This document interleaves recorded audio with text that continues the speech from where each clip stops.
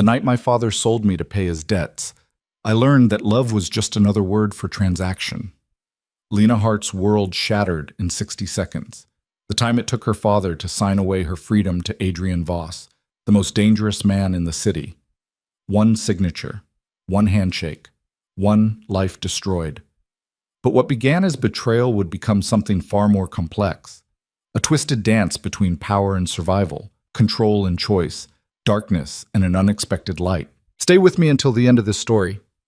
Hit that like button and comment what city you're watching from. I want to see how far this journey reaches. The crystal chandelier above the dining table cast fractured light across the polished mahogany, each shard of illumination sharp enough to cut. Lena Hart sat perfectly still, her hands folded in her lap, fingers pressed together so tightly the knuckles had gone white. Across from her, Richard Hart, her father, swirled bourbon in a cut-glass tumbler, the amber liquid catching the light like liquid gold. He hadn't looked at her once in the past 20 minutes. That should have been her first warning. "You're 23 years old, Lena." His voice carried that particular timbre of false affection he always used when he wanted something. "Old enough to understand how the world works." Lena's stomach tightened. She'd heard this tone before, right before he'd withdrawn her college fund to invest in a sure thing that had evaporated like morning mist. Right before he'd sold her mother's jewelry collection, the only tangible memories Lena had left of the woman who died when she was 12. "I understand perfectly well," she said quietly, keeping her voice measured. Years of navigating her father's moods had taught her that emotion was a weakness he'd exploit without hesitation. Richard finally met her eyes, and what she saw there made her blood run cold. Not anger, not frustration. Something worse, calculation. "Good. Then you'll understand what needs to happen tonight." Before Lena could respond, the doorbell chimed, a deep resonant sound that seemed to vibrate through the penthouse's marble floors. Richard stood immediately, straightening his tie with the nervous energy of a man about to make a pitch he couldn't afford to lose. "That'll be our guest." He moved toward the entrance hall without another word, leaving Lena alone with her mounting dread. She heard voices, her father's jovial greeting, and another voice, lower, controlled, carrying the kind of authority that didn't need to be raised to command attention. Footsteps approached, expensive shoes against imported Italian tile. When Adrian Voss walked into the dining room, the air itself seemed to shift. He was tall, easily 6'3", with the kind of build that spoke of deliberate discipline rather than vanity. Dark hair swept back from a face that could have been carved from granite, all sharp angles and cold assessment. But it was his eyes that held her frozen, slate gray, calculating, missing nothing. He wore a charcoal suit that probably cost more than most people's cars, tailored to perfection, not a thread out of place. This was a man who controlled everything in his orbit. "Mr. Voss, please sit." Richard gestured to the chair at the head of the table, the seat he usually occupied himself. The surrender of that position told Lena everything she needed to know about the power dynamics in the room. Adrian's gaze swept over her once, a clinical assessment that lasted perhaps 3 seconds before he took the offered seat. "Thank you for accommodating the late hour." Of course, of course. "Can I offer you a drink? I have an excellent scotch." "No." The single word cut through Richard's nervous hospitality like a blade. "Let's discuss business." Richard's smile faltered, then reassembled itself. "Right. Yes. Business." He glanced at Lena, and something in his expression made her want to run. "Lena, darling, perhaps you should—" "She stays." Adrian's voice was flat, non-negotiable. "This concerns her directly." The room fell silent. Lena's heart hammered against her ribs so hard she was certain they could hear it. Her father's face had gone pale beneath his artificial tan. Yes, of course." Richard sat down heavily, his earlier confidence evaporating. "Mr. Voss, as I explained on the phone, I find myself in a temporary financial difficulty. Nothing serious, you understand, just a matter of cash flow. You owe $17 million to 3 separate criminal organizations." Adrian's words were precise, factual, devastating. "The Kozlov Bratva, the Castellano family, and the Yakuza's West Coast operations. You've been given extensions twice. There will not be a third." Also, $17 million. The number hit Lena like a physical blow. She'd known her father gambled, had watched him cycle through winning streaks and losses her entire life. But this, I have assets, Richard said quickly. The penthouse alone is worth $6 million with the mortgage you took out last year. Your other properties are leveraged beyond their value. Your business interests are smoke and mirrors built on credit that's about to be called in. Adrian leaned back in his chair, utterly relaxed, as if discussing the weather. You have nothing, Richard. Nothing except what you offered me 3 days ago. Lena's breath caught. Her father's eyes slid toward her, and in that moment she understood. No, no, no, no. My daughter. Richard's voice had taken on a pleading quality that made Lena's skin crawl. As we discussed, she's intelligent, educated, well-mannered. She'd be an asset to your household. Companionship, administrative work, whatever you might need. Stop. Lena's voice cracked through the air. She stood so quickly her chair scraped against the floor with a harsh screech. What the hell is this? Lena, sweetheart, please understand. Richard reached for her, but she jerked away from his touch. Understand what? That you're trying to sell me? Like I'm property? Her voice rose despite her best efforts to control it. To pay your gambling debts? It's not like that. Then what is it like? She turned to Adrian, who'd been watching the exchange with the detached interest of someone observing a mildly entertaining play. And you're seriously considering this? Buying a human being? Adrian stood in one fluid motion, and suddenly the space between them felt charged with electricity. Not buying, he said softly. Your father is transferring his debt to me. In exchange, you'll enter into a contract for my household. Room, board, education, security, all provided. It's more opportunity than your father has ever given you. The words were calm, reasonable even, which somehow made them more horrifying. I don't care how you frame it. I'm not for sale. Lena turned to her father, desperately searching for any sign of the man who'd read her bedtime stories, who'd taught her to ride a bike, who'd promised her mother he'd always protect their daughter. Dad, please, don't do this. Richard wouldn't meet her eyes. You don't understand the people I owe money to, Lena. What they'll do to me. To you, this is the only way. The only way to save yourself, you mean? Bitterness flooded her mouth. What about me? What about what I want? What you want? For the first time, anger flashed across Richard's face. You've lived in luxury your entire life because of me. This penthouse, your private schools, your designer clothes, all of it came from me. And now I'm asking you to help me, and you're being selfish? The audacity of it stole her breath. I'm being selfish? Enough.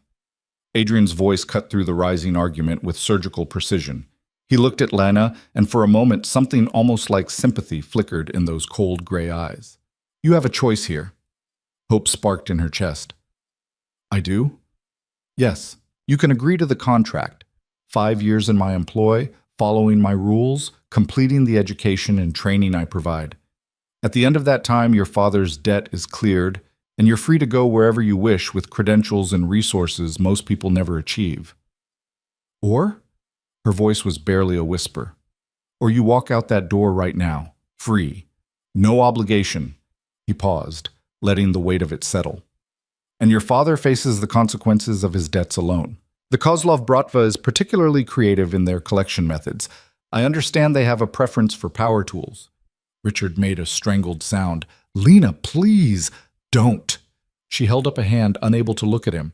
Her mind raced, trying to find a third option, an escape route, anything. But she'd grown up in this world, on its periphery at least. She knew the names Adrian had mentioned, knew their reputations. If she walked away, her father would die. Slowly. Painfully. And despite everything, despite his selfishness, his manipulation, his willingness to trade her like a commodity, he was still her father. The man who'd held her when she'd cried after her mother died. Who'd been there, however imperfectly, for 23 years. What exactly would this contract entail? She forced herself to meet Adrian's gaze, to not let him see how badly her hands were shaking. You'll live in my estate. Attend university. I understand your father pulled you out before completing your degree. You'll be trained in business management, finance, and other useful skills. In exchange, you'll assist with my household operations and follow the rules I set. What kind of rules? The kind designed to keep you safe and functional. I require discipline, punctuality, and discretion. I don't tolerate deception or disloyalty." His expression remained neutral. "But I also don't tolerate abuse. You'll be protected, educated, and treated with the respect your father never showed you." The barb was subtle, but pointed. Richard flinched. "And if I refuse to follow these rules?" Lena asked. "Consequences, proportional to the infraction. I'm not interested in breaking people, Miss Hart, but I am interested in structure and order." It was insane, all of it. And yet, as she looked between Adrian's controlled calm and her father's desperate fear, she realized something. She'd never had real choices in her life anyway. Her father had always dictated her path, always controlled her options. At least this way she might gain something from the transaction. 5 years, she said slowly. And at the end, I'm free. Completely free. No strings, no extensions, no hidden clauses. You have my word. The contract will be explicit. Your word. She laughed, the sound bitter. The word of a criminal. Adrian's lips curved in something that might have been a smile on a warmer face. I'm many things, Miss Hart, but I've built my reputation on keeping my agreements. Ask anyone in this city. My word is currency. Lena looked at her father one last time. He sat hunched in his chair, unable or unwilling to meet her eyes, and she felt something inside her crack and reshape itself. The love she'd had for him, desperate, seeking, never quite returned, was dying. But not dead yet. Not quite. Fine. The word tasted like ashes. I'll sign your contract. Richard's exhale of relief was audible. Lena, sweetheart, you won't regret. Don't. She cut him off, her voice ice. Don't pretend this is anything other than what it is. You're saving your own skin, and I'm paying the price. We both know it. Adrian pulled a document from the inside pocket of his suit jacket. He'd come prepared, she realized, with a sick feeling. Of course he had. This had been decided before she'd even known what was happening. The contract was surprisingly straightforward, written in clear language rather than the dense legalese she'd expected. 5 years of service. Specific duties outlined. Household management, administrative assistance, social functions as needed. Requirements for education, completion of her bachelor's degree, additional training in business and finance. And the rules. Pages of them. Curfews, dress codes, behavioral expectations, consequences for violations ranging from additional duties to confinement to the estate. It read like a prison sentence dressed up in silk. There's a clause here about punishment. She forced herself to keep her voice steady. What does that mean exactly? It means I don't tolerate chaos or insubordination. If you break the rules, there will be consequences, but they'll be fair, predictable, and never physical. Adrian's gaze was direct. I'm not your father, Miss Hart. I don't make promises I can't keep, and I don't raise my hand to those under my protection. Under my protection. The phrase was telling. She would belong to him in a sense, even if he framed it as something else. Lena read through the entire document twice, searching for loopholes, traps, escape clauses. Found none. At the end of 5 years, assuming she fulfilled her obligations, the debt would be cleared and she'd receive a substantial settlement, enough to start over anywhere she wanted, if she survived 5 years. I need a pen. Her voice sounded distant, like it belonged to someone else. Adrian produced an expensive fountain pen. Of course he did. Lena took it, the metal cool against her fingers, and signed her name at the bottom of the contract. Her signature looked strange, shaky, the letters not quite forming properly, the signature of a woman signing away her freedom. Adrian countersigned, his script bold and decisive. Then he folded the document precisely and returned it to his pocket. We leave tonight. Pack what you need. You have 30 minutes. Tonight? Lena stared at him. I need time to... 30 minutes, Miss Hart. The people your father owes money to know where he lives. Once word spreads that his debt is being assumed by me, this place won't be safe for you. The reality of it crashed over her. This wasn't just about her father's debts anymore. She was entering a different world entirely, one where power and violence were currencies, where her safety depended on the protection of a man she didn't know. A man who'd just purchased 5 years of her life. Go, Adrian said, not unkindly. Pack essentials only. Everything else you need will be provided. Lena walked toward her bedroom on autopilot, her mind struggling to process the last hour. Behind her, she heard Adrian's voice, low and cold, addressing her father. The debt is transferred. You're clear with the Kozlovs, the Castellanos, and the Yakuza. But Richard, if you gamble away another dollar, if you so much as think about cards or dice or horses, I'll know, and I'll collect what you owe me in ways that make the Bratva look merciful. I understand. Thank you, Mr. Voss. Truly, I'm not doing this for you. I'm doing it because your daughter deserves better than to watch you torn apart by your own stupidity. A pause. You don't contact her. Not for 5 years. She's under my protection now, which means she's off limits to you and everyone else. Not if you understand. Lena didn't hear her father's response, but the silence was answer enough. In her bedroom, she moved mechanically, pulling a suitcase from her closet. What did one pack for indentured servitude? She grabbed clothes, practical things mostly, though she included a few items that made her feel like herself. The leather journal her mother had given her on her 10th birthday. Photos, her laptop, books. Her hand stilled on a framed picture of her parents on their wedding day, both of them young and smiling, radiant with hope for a future that would never materialize. Her mother had died 6 months after this photo was taken, a brain aneurysm that struck without warning. Lena had been too young to remember much of her, just impressions. Soft hands, a gentle voice, the smell of jasmine perfume. Would her mother have let this happen? Or had she married a man who would have sold his daughter to save himself, knowing exactly who he was? Lena left the photo on her dresser. 28 minutes later, she stood in the entrance hall with her suitcase, her purse, and the fragments of her former life. Adrian waited by the door, checking his phone with the casual attention of someone for whom time was always money. Richard hovered nearby, looking diminished somehow, smaller than he'd been an hour ago. Lena, He reached for her, and she stepped back. Don't touch me. Her voice was flat, emotionless. You made your choice. Live with it. You'll understand someday. When you're older, when you have children of your own, I already understand. She cut him off. I understand that you're a coward who values his own life more than his daughter's freedom. I understand that every promise you ever made was conditional. I understand exactly who you are, Dad. The word was bitter on her tongue. And I'll never forgive you. Richard's face crumpled, but Lena felt nothing. The love she'd had for him was gone, burned away by his betrayal. Adrian opened the door. Time to go. Lena walked through without looking back. The elevator ride down from the penthouse was silent. Adrian stood against the opposite wall, giving her space, his attention on his phone. Lena watched the floor numbers descend, 43, 42, 41, each one taking her further from her old life. When they reached the parking garage, a black SUV waited, engine running. A man in a dark suit opened the rear door. Security, clearly, with the watchful eyes and solid build of someone trained for violence. Miss Hart, he said with a nod that might have been respectful. Lena climbed in without responding. Adrian slid in beside her, and the door closed with a solid thunk that sounded too much like a prison cell locking. The SUV pulled smoothly into the night.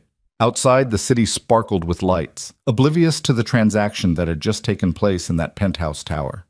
People going about their lives, free in ways Lena no longer was. You're angry, Adrian's voice broke the silence.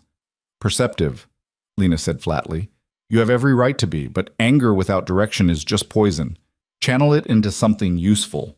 She turned to look at him, this stranger who now controlled her life. Useful like what? Being the perfect little servant? Following your rules? Pretending this is anything other than slavery dressed up in legalese?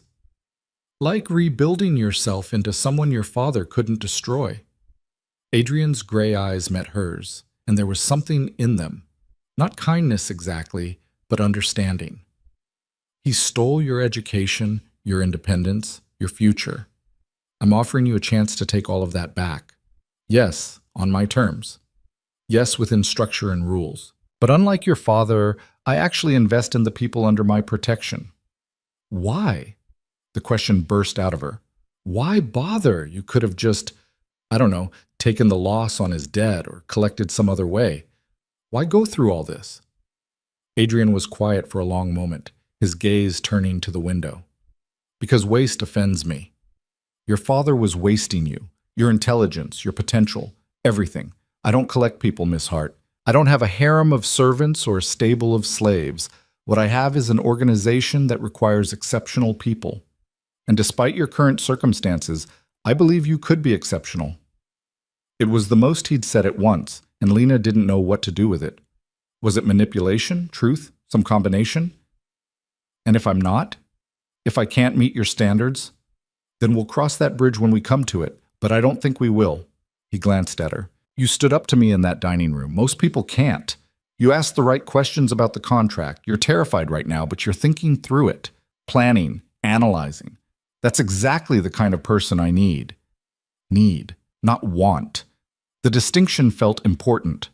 They drove through the city's downtown core and out into the hills where the old money lived in estates hidden behind high walls and extensive security. The SUV turned onto a private road that wound up through manicured landscaping lit by subtle ground lights. When the estate came into view, Lena's breath caught despite herself. It wasn't ostentatious, no marble statues or golden gates. Instead, it was all clean lines and modern architecture blended seamlessly with the natural landscape.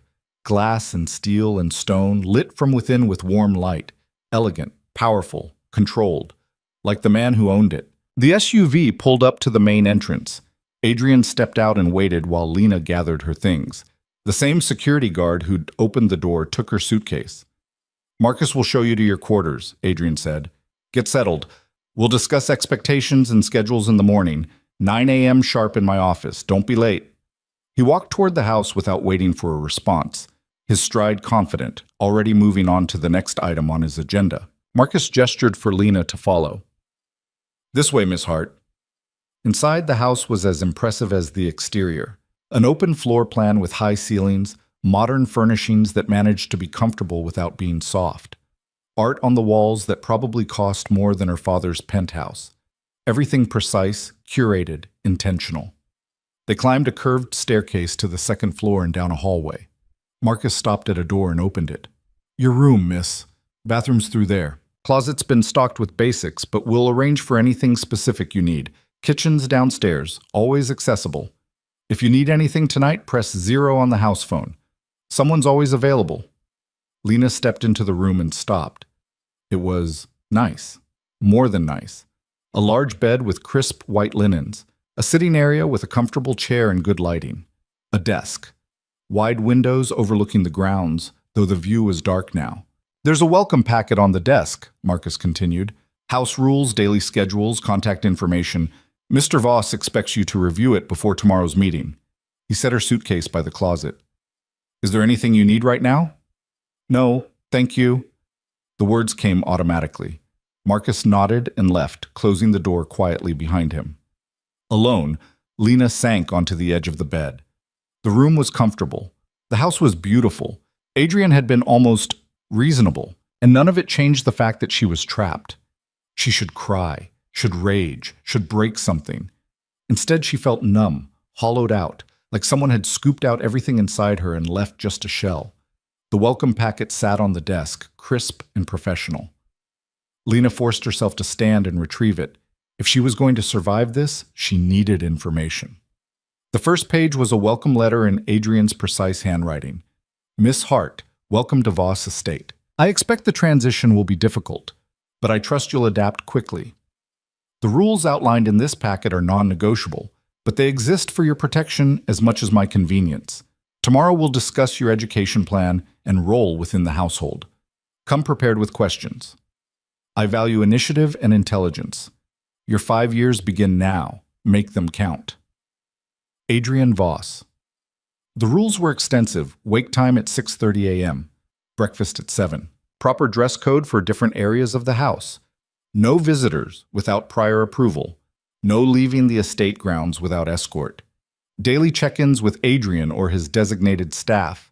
Technology use monitored. And consequences for violations, everything from extra duties to confinement to quarters to... The final clause made her stomach twist. Severe or repeated violations may result in contract termination with debt collection reverting to original creditors. In other words, if she screwed up badly enough, her father would die. The trap was perfect. Invisible bars, but bars nonetheless. Lena changed mechanically, unpacked her few belongings, set an alarm on her phone, climbed into the expensive bed with its soft sheets and down comforter, stared at the ceiling for hours, unable to sleep, her mind replaying the evening on an endless loop. Her father's desperate face, the cold calculation in Adrian's eyes, the scratch of pen on paper as she signed away 5 years. At some point, exhaustion won.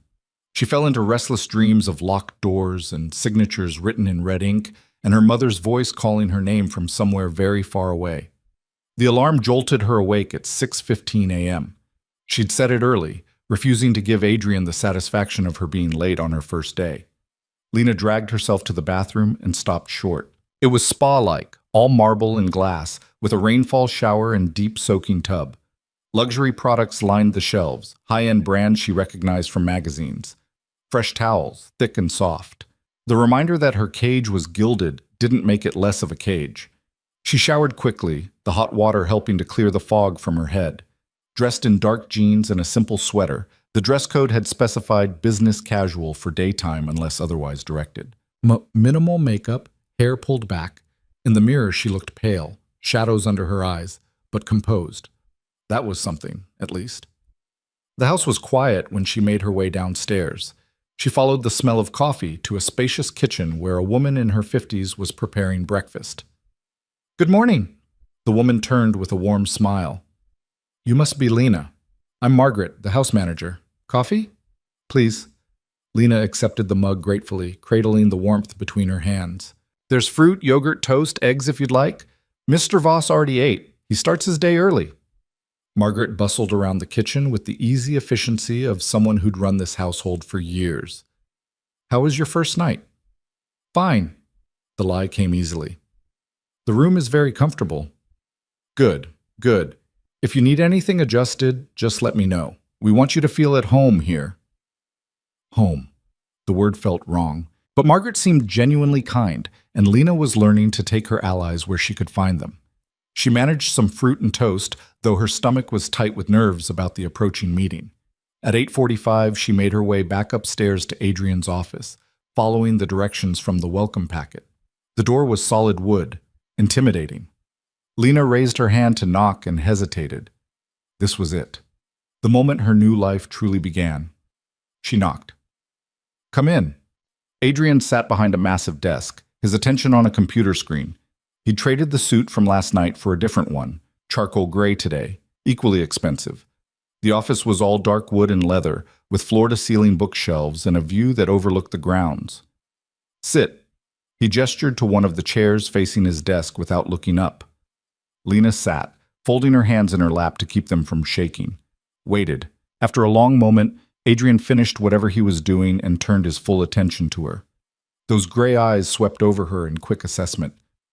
"You read the packet." It wasn't a question, but she answered anyway. "Yes." "Questions?" "Several." Lena lifted her chin. "The education component. Am I expected to attend classes on campus or online?" "Campus, UCLA. You'll resume your studies in political science. I believe that was your major before your father pulled you out. Classes start in 2 weeks, which gives us time to get you registered and prepared." That surprised her. She'd expected isolation, not freedom to attend a regular university. "And I'll be, what, escorted?" "Marcus will drive you and remain nearby, yes. Not as a jailer, Miss Hart. As protection. You're associated with me now, which makes you a potential target for people who might want leverage." The reminder that she'd entered a dangerous world settled like lead in her stomach. The rules say I can't leave the estate without escort. Does that include campus? No. Once you're on campus, you're free to move around as needed.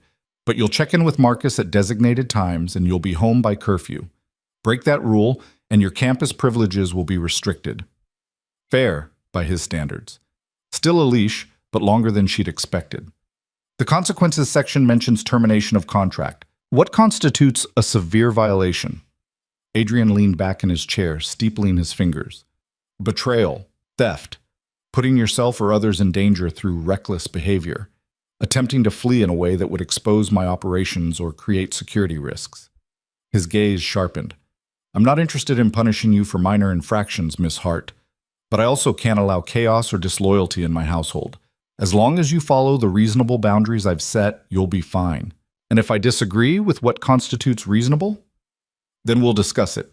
I'm not a tyrant, but I am the final authority here. That's non-negotiable. He pulled out a tablet and made a few swipes. I've arranged for you to meet with an academic advisor next week to plan your coursework. You'll need to take a full load to graduate on schedule, 15 credits minimum per semester. Additionally, you'll spend 10 hours per week working with my financial analyst to learn business management and accounting. Lena blinked. That was actually educational, useful, not what she'd expected from an arrangement she'd thought would be glorified servitude. What about my duties here? The household operations mentioned in the contract? You'll assist Margaret with coordinating household staff, managing schedules and supplies, handling correspondence. Eventually, you'll take over those responsibilities entirely as she transitions to retirement. It's administrative work, organizational, detailed, exactly the kind of thing you'll need to understand if you want to run anything successfully. He was training her, actually training her for skills that would matter after her contract ended. Lena studied Adrian's face, searching for the manipulation, the trap, found only that same cool calculation, like she was a project he'd invested in and intended to see succeed. Why? The question slipped out. I don't understand why you're bothering with all this. The education, the training. You could have just kept me as staff, made me clean or cook or whatever. Because that would be a waste. Adrian set down the tablet. You want to know who I am, Miss Hart? I'll tell you. I run one of the most efficient criminal organizations in this city. Smuggling, money laundering, information brokerage. Nothing violent, nothing that harms civilians, but illegal nonetheless. I've built that organization by recognizing talent and developing it, by creating systems that work, by refusing to settle for mediocrity. He stood and walked to the window, hands in his pockets, looking out over the grounds. Your father saw you as a resource to be exploited or a burden to be offloaded. I see potential, raw, undeveloped potential. The question is whether you're willing to push past your anger and resentment long enough to realize I'm offering you something he never would have. Actual power, real independence, the kind that comes from competence, not luck or manipulation. Lena's throat felt tight. And what do you get out of it? Adrian turned back to face her. An extremely competent person managing my household operations in 2 years when Margaret retires. Someone I can trust, because they understand that loyalty is a two-way street, and possibly, if you prove as capable as I think you will be, a business associate when your contract ends. He tilted his head slightly. I'm not a philanthropist, Miss Hart, but I'm also not short-sighted. Investing in you benefits us both. It made a terrible kind of sense. Ruthless, yes. Transactional, absolutely. But honest in a way her father had never been. Okay, Lena took a breath. So what do we do now? What's my schedule? Adrian returned to his desk and pulled up a calendar on his screen, turning it so she could see. Mornings you'll work with Margaret, learning the household systems. Afternoons are for your education. Once classes start, you'll be on campus. Right now, you'll work with my financial analyst, David Chen. He's expecting you at 1 p.m. today. Evenings are yours unless there's a social function you're required to attend. Social functions? Occasionally I host dinners or attend events where having an intelligent, well-spoken companion is useful. Part of your role. The dress code for those will be formal, and I'll expect you to handle conversation gracefully. Consider it practice for whatever career you choose after this. Companion. The word made her skin crawl despite his clinical delivery. Adrian must have seen something in her expression because his eyes narrowed slightly. I'm not interested in you sexually, Miss Hart. Don't flatter yourself.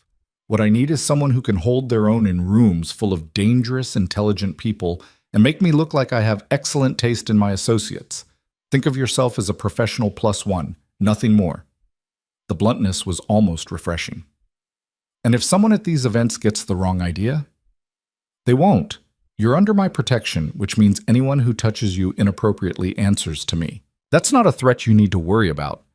Lena wanted to hate him, wanted to find the villain in this scenario and direct all her rage at a clear target, But Adrian refused to be simple, cruel but not sadistic, controlling but not unreasonable, using her but also investing in her. It was disorienting. I think that covers the basics. Adrian closed the calendar. You'll report here every morning at 9 for the next week, so we can make sure you understand the household operations and routines. After that, we'll adjust based on your class schedule. Any other questions? Just one. Lena met his eyes directly. What happens if I actually do well at all this? If I exceed your expectations? For the first time, something that might have been a smile flickered across Adrian's face. Then we'll renegotiate. I told you I value competence.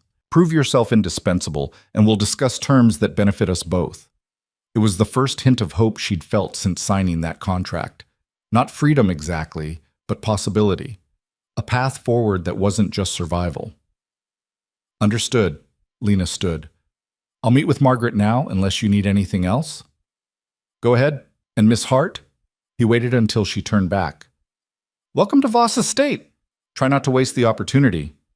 Lena left the office with her mind spinning. She'd expected a monster, a cruel overlord who'd make her life hell. Instead, she'd found something more complex. A man who'd bought her freedom, yes, but seemed genuinely interested in helping her rebuild it into something stronger. She didn't trust him, couldn't afford to, not when he still held all the power. But maybe, just maybe, she could work with him. And if she played this right, 5 years from now, she'd walk away with more than just her freedom. She'd walk away with the skills and resources to never be powerless again. Margaret was waiting in the kitchen when Lena came downstairs. The next several hours passed in a blur of household systems, ordering, inventory, staff schedules, maintenance coordination. Margaret was patient and thorough, clearly passionate about the smooth operation of the estate. Mr. Voss values efficiency above almost everything, she explained. He never wants to think about whether there's coffee in the morning or clean shirts in his closet.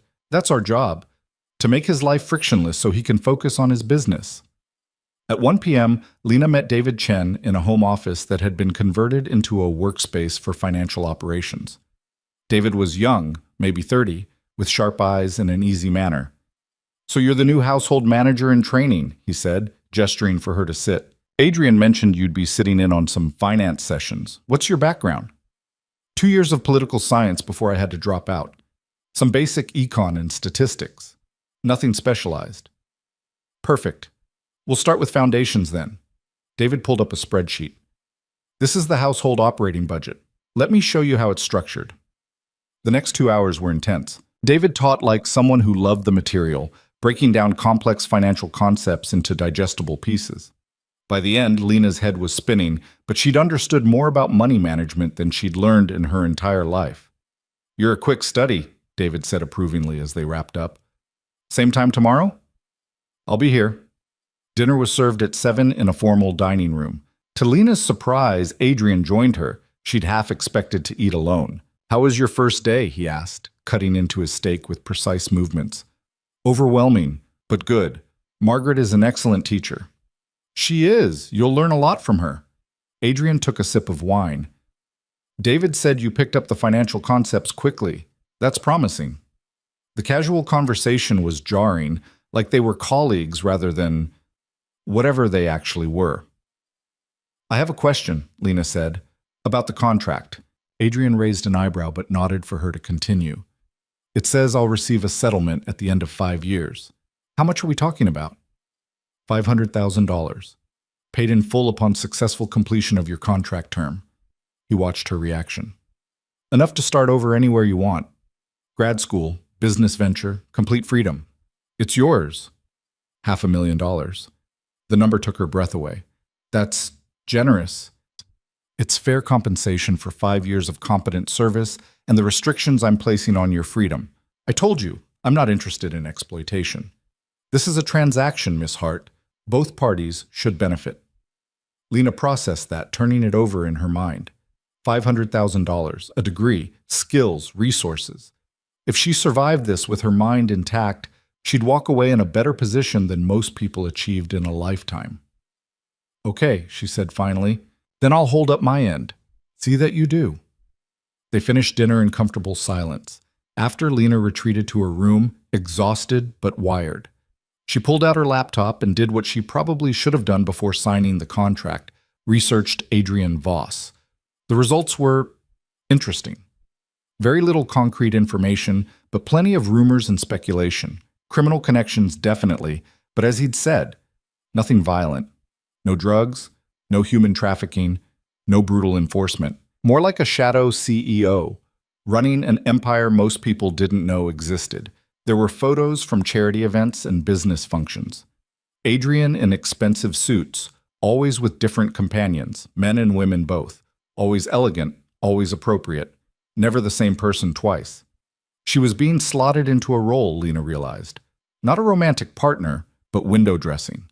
A signal that he had the resources and taste to attract intelligent, attractive people into his orbit. It should have felt demeaning. Somehow it just felt practical. Her phone buzzed. A text from an unknown number. "This is Marcus. Adding you to estate security contacts. Save this number. Any safety concerns? Text or call immediately. Welcome to the team." Team. Like she'd joined something rather than been conscripted into it. Lena saved the number and set her phone aside. Looked around the comfortable room that was her cage. Tried to imagine 5 years here. Tried to imagine the person she might become in that time. Outside, the estate grounds were dark except for subtle security lighting. Somewhere in the house, Adrian was probably still working. Margaret had mentioned he rarely slept more than 5 hours a night. A man who'd built an empire through discipline, control, and refusing to settle for less than excellence. A man who'd bought her, yes, but seemed determined to forge her into something stronger. Lena Hart had entered this house as a victim, betrayed by her father, sold to pay his debts, powerless and afraid. She wouldn't leave it that way. 5 years. She could survive 5 years of anything if it meant walking away free, educated, financially secure, and never dependent on anyone again. And if along the way she learned how to navigate Adrian Voss's complex world, how to hold her own in rooms full of dangerous people, how to turn structure and discipline into strength. Well, that would be revenge enough on the father who'd tried to throw her away. Lena pulled out her journal, the one her mother had given her, and began to write. Not about grief or anger, though both still churned inside her. About plans, goals, the person she intended to become. The girl who'd sat in that penthouse dining room was gone, destroyed by her father's betrayal. The woman who would emerge 5 years from now would be someone entirely new. Someone her mother might have been proud of. Someone even Adrian Voss would have to respect. The transformation had already begun. The first week dissolved into routine faster than Lena expected. Wake at 6:30 to the soft chime of her alarm. Shower in the marble bathroom that still felt too luxurious to be real. Dress in the business casual clothes that had appeared in her closet. Quality pieces in neutrals and deep colors that fit perfectly, though she'd never given measurements. Breakfast at 7 with Margaret, who had a gift for making even mundane conversations about inventory feel engaging. Then the real work began. Margaret's domain was vast and intricate, a web of schedules, vendors, staff coordination, and anticipatory problem-solving that kept the estate running like a Swiss watch. Lena absorbed it all with the desperate focus of someone who understood that competence was her only path forward. The key, Margaret explained on the third day, walking Lena through the weekly menu planning, is to know what Mr. Voss needs before he knows he needs it. He travels frequently, sometimes with 48 hours' notice. That means his travel essentials are always packed and ready. His dry cleaning is done on a set schedule, so there's never a question of whether he has what he needs. His preferences are documented and maintained. Lena studied the detailed file Margaret had compiled over 15 years of service. Adrian took his coffee black, 2 cups in the morning before 6 a.m. He ate breakfast, but rarely lunch. Dinner was his primary meal, and he preferred clean proteins and vegetables, nothing heavy that would slow him down. He was allergic to shellfish. He hated unnecessary conversation before 9 a.m. He expected problems to come with proposed solutions, not just complaints. "He sounds exhausting," Lena muttered, scanning the pages. Margaret laughed. "He's exacting, but he's also fair, and he never asks for anything unreasonable. Learn his patterns, anticipate his needs, and you'll find he's actually quite easy to work for." She paused. "Unlike some employers I could mention from my younger days." The afternoons with David Chen were equally intense, but in a different way. He made finance accessible, even fascinating, showing her how money moved through legitimate and shadow economies, how to read balance sheets and spot inconsistencies, how to structure deals that benefited all parties while protecting your interests. Adrian doesn't cheat people, David explained during their fourth session. That's bad business. He creates situations where everyone wins, but he wins more. That's the art of it, making sure your partners feel good about the deal, even though you've structured it to your advantage. That seems manipulative, Lena said. It's strategic. There's a difference. David pulled up a case study. Look at this acquisition he did 2 years ago. The seller thought he was getting top dollar. Adrian thought he was getting an undervalued asset with hidden potential. Both parties were happy. 6 months later, Adrian had tripled the value through restructuring. Who got manipulated? The seller, who didn't see the potential. Or the seller, who got paid exactly what he thought it was worth and walked away satisfied. David leaned back in his chair. Adrian's philosophy is that you can't build an empire on resentment. People need to feel good about working with you, even in the criminal world. Especially in the criminal world, where contracts aren't enforceable in court. It was a masterclass in practical psychology disguised as finance lessons.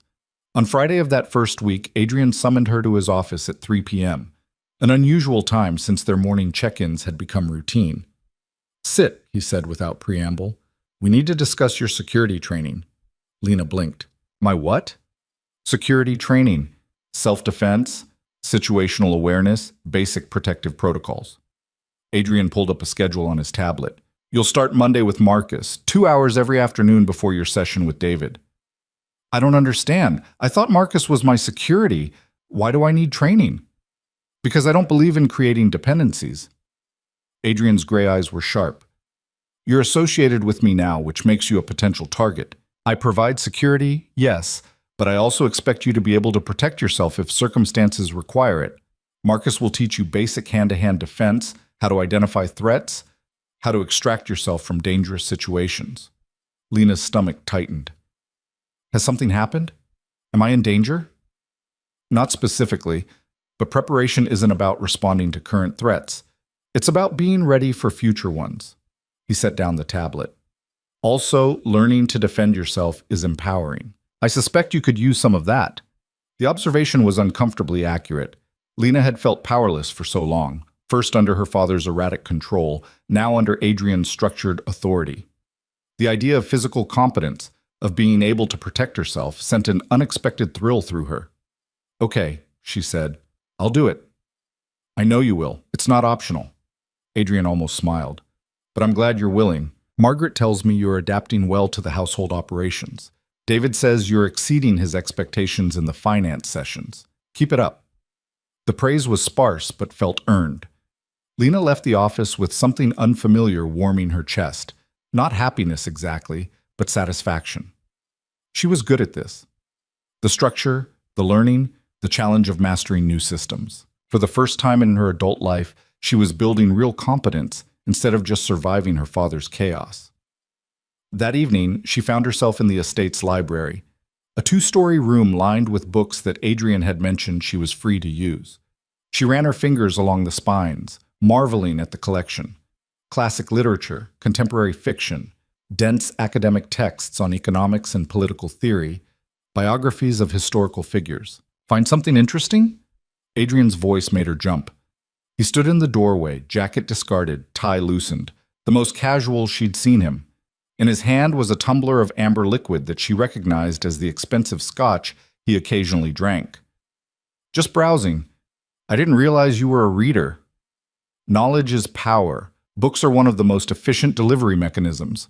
He moved into the room, selecting a volume from a high shelf with practiced ease. "Margaret mentioned you were an English minor before switching to political science." "Poetry, actually. Completely impractical, according to my father." The bitterness crept in before she could stop it. "Poetry teaches you to see beneath surface meanings, to understand how language shapes perception. That's incredibly practical if you know how to apply it." Adrian handed her the book he'd selected, a collection of Maya Angelou's work. "Try this." She understood power dynamics better than most political theorists. Lena took the book, startled by the recommendation. "Thank you." "Don't thank me. Just read it." He moved toward the door, then paused. "You're doing well, Miss Hart. Better than I expected this quickly. Keep pushing yourself. He left before she could respond. Lena stood alone in the library, holding Maya Angelou's poetry, trying to reconcile the man who'd bought her with the man who'd just recommended literature about resilience and self-definition. Adrian Voss was a walking contradiction, ruthless but not cruel, controlling but not crushing, transactional yet somehow invested in her development. Every time she thought she had him figured out, he revealed another layer. It was disorienting and infuriating and oddly compelling all at once. Monday morning brought her first session with Marcus. He was waiting in the estate's gym, a fully equipped space in the lower level that Lena hadn't explored yet. "Miss Hart," Marcus nodded. "Ready to learn how not to be a victim?" His bluntness was refreshing. "I think so." "Good. First rule, awareness is your best weapon. Most attacks succeed because the victim isn't paying attention." He gestured for her to stand in the center of the mat. "Show me how you'd walk through a parking garage at night." Lena walked across the mat, suddenly self-conscious. "Stop." Marcus shook his head. "You're looking at the ground. Your hands are in your pockets. Your body language says easy target again. This time, head up, hands free, aware of your surroundings. Move with purpose." She tried again, forcing herself to project confidence she didn't feel. "Better. Predators look for vulnerability. Don't give it to them." Marcus spent the next 20 minutes drilling her on awareness. How to scan a room, identify exits, read body language that telegraphed aggression. Then they moved to physical techniques. "I'm not trying to make you a fighter," he explained. "I'm teaching you to create opportunities to escape. That's the goal. Get away. Get to safety. Your target areas are eyes, throat, groin, knees. Hit hard, hit fast, and run." The training was brutal. Marcus didn't hold back, didn't coddle her. When she failed to block properly, she felt it. When her strike lacked commitment, he made her repeat it until it was right. By the end of 2 hours, Lena was drenched in sweat, muscles screaming, but something fierce had awakened inside her. She'd never been physical before, had avoided conflict her entire life. This was different. This was taking up space, refusing to be small, learning to fight back. "Good work," Marcus said as she gulped water. "Same time tomorrow. We'll work on escape techniques." Lena nodded, too breathless to speak. That night, she soaked in the deep tub, her body aching in ways that felt earned rather than inflicted. Through the bathroom door, she could hear her phone buzzing, probably David sending additional reading materials, which he did religiously. But when she finally checked, the message was from an unknown number. "Lena, it's your father. I know you're angry, but please, we need to talk. I miss you. I'm sorry for everything. Please, call me." Her hand shook. The anger she'd been channeling into productivity roared back to life, hot and vicious. He missed her. He was sorry. Words, just words, meaning nothing, changing nothing. Lena blocked the number and deleted the message. Then she pulled up the house phone and called the main office. Marcus answered. "Miss Hart, everything okay?" "My father just texted me from a number I don't recognize. I thought the contract stipulated no contact." "It does. How did you respond?" "Blocked and deleted." "Good. Send me the number. I'll make sure it doesn't happen again." A pause. "You did the right thing. Don't let him pull you back into his chaos." After hanging up, Lena sat on her bed, staring at her phone. Her father had always been good with words, could charm, manipulate, promise anything. But words without action were just noise. Adrian's words, sparse as they were, came with follow-through. Promises kept. Structure maintained. It was such a stark contrast that it made her head spin. The second week brought new challenges. Her class schedule arrived. UCLA had accepted her re-enrollment with surprising speed, which Lena suspected had something to do with Adrian's influence.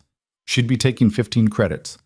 Political theory, microeconomics, statistics, a writing seminar, and contemporary international relations. "That's ambitious," David commented when she showed him the schedule.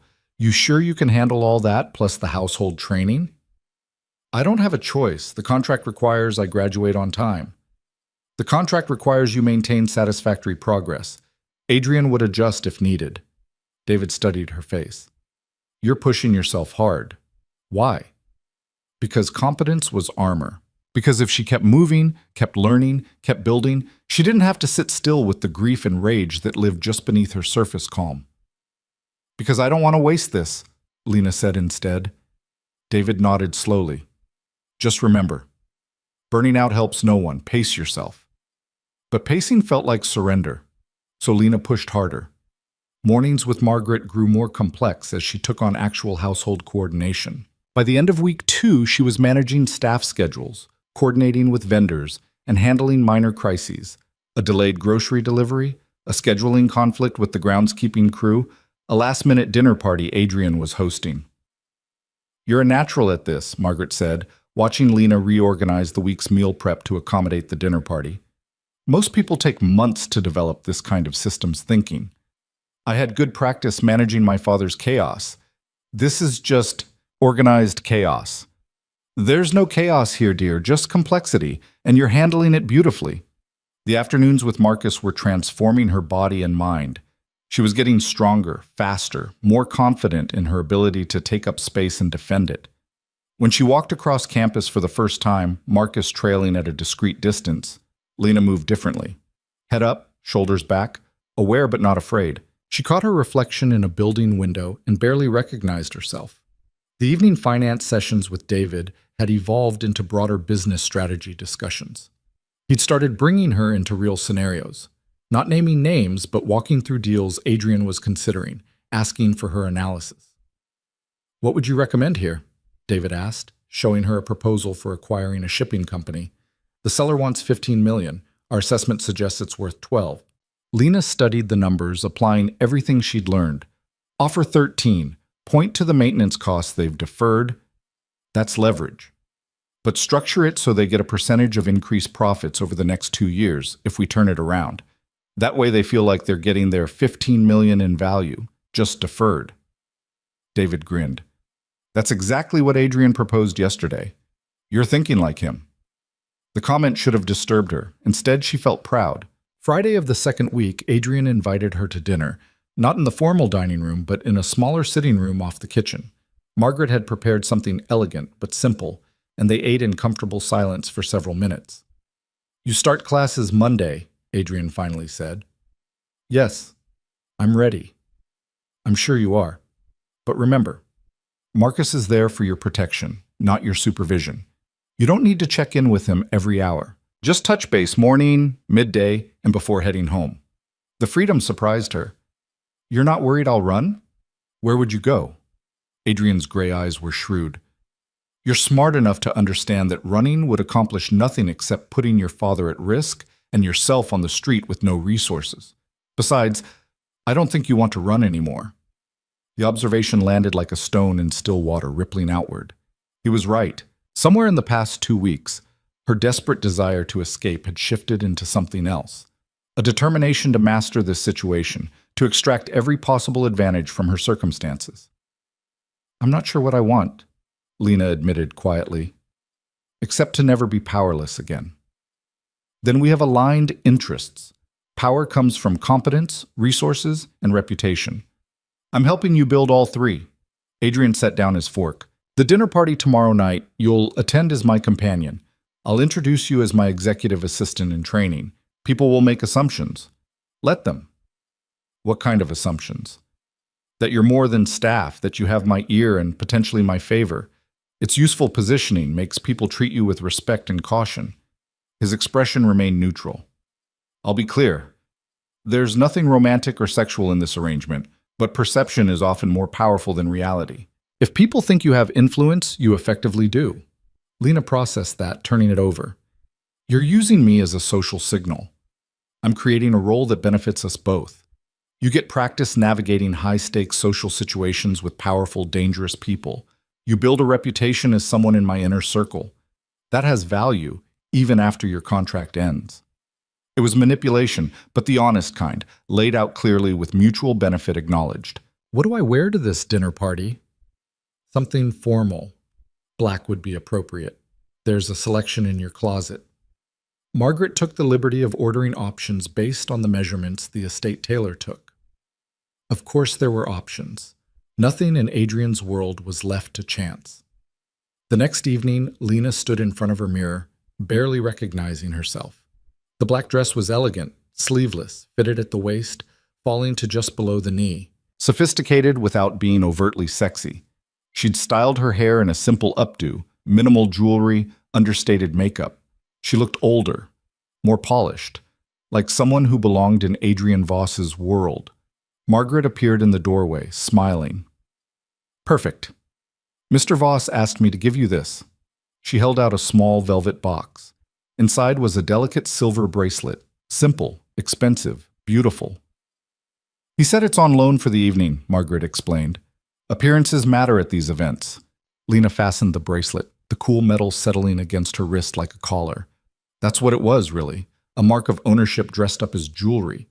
But when she descended the stairs to find Adrian waiting in the foyer, looking devastating in a tailored black suit, she couldn't deny the surge of something that felt uncomfortably like pride.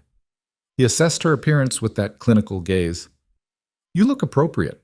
Remember, speak when spoken to, but don't be passive. These people respect intelligence and confidence. Show them both." "Understood." And Lena, he waited until she met his eyes.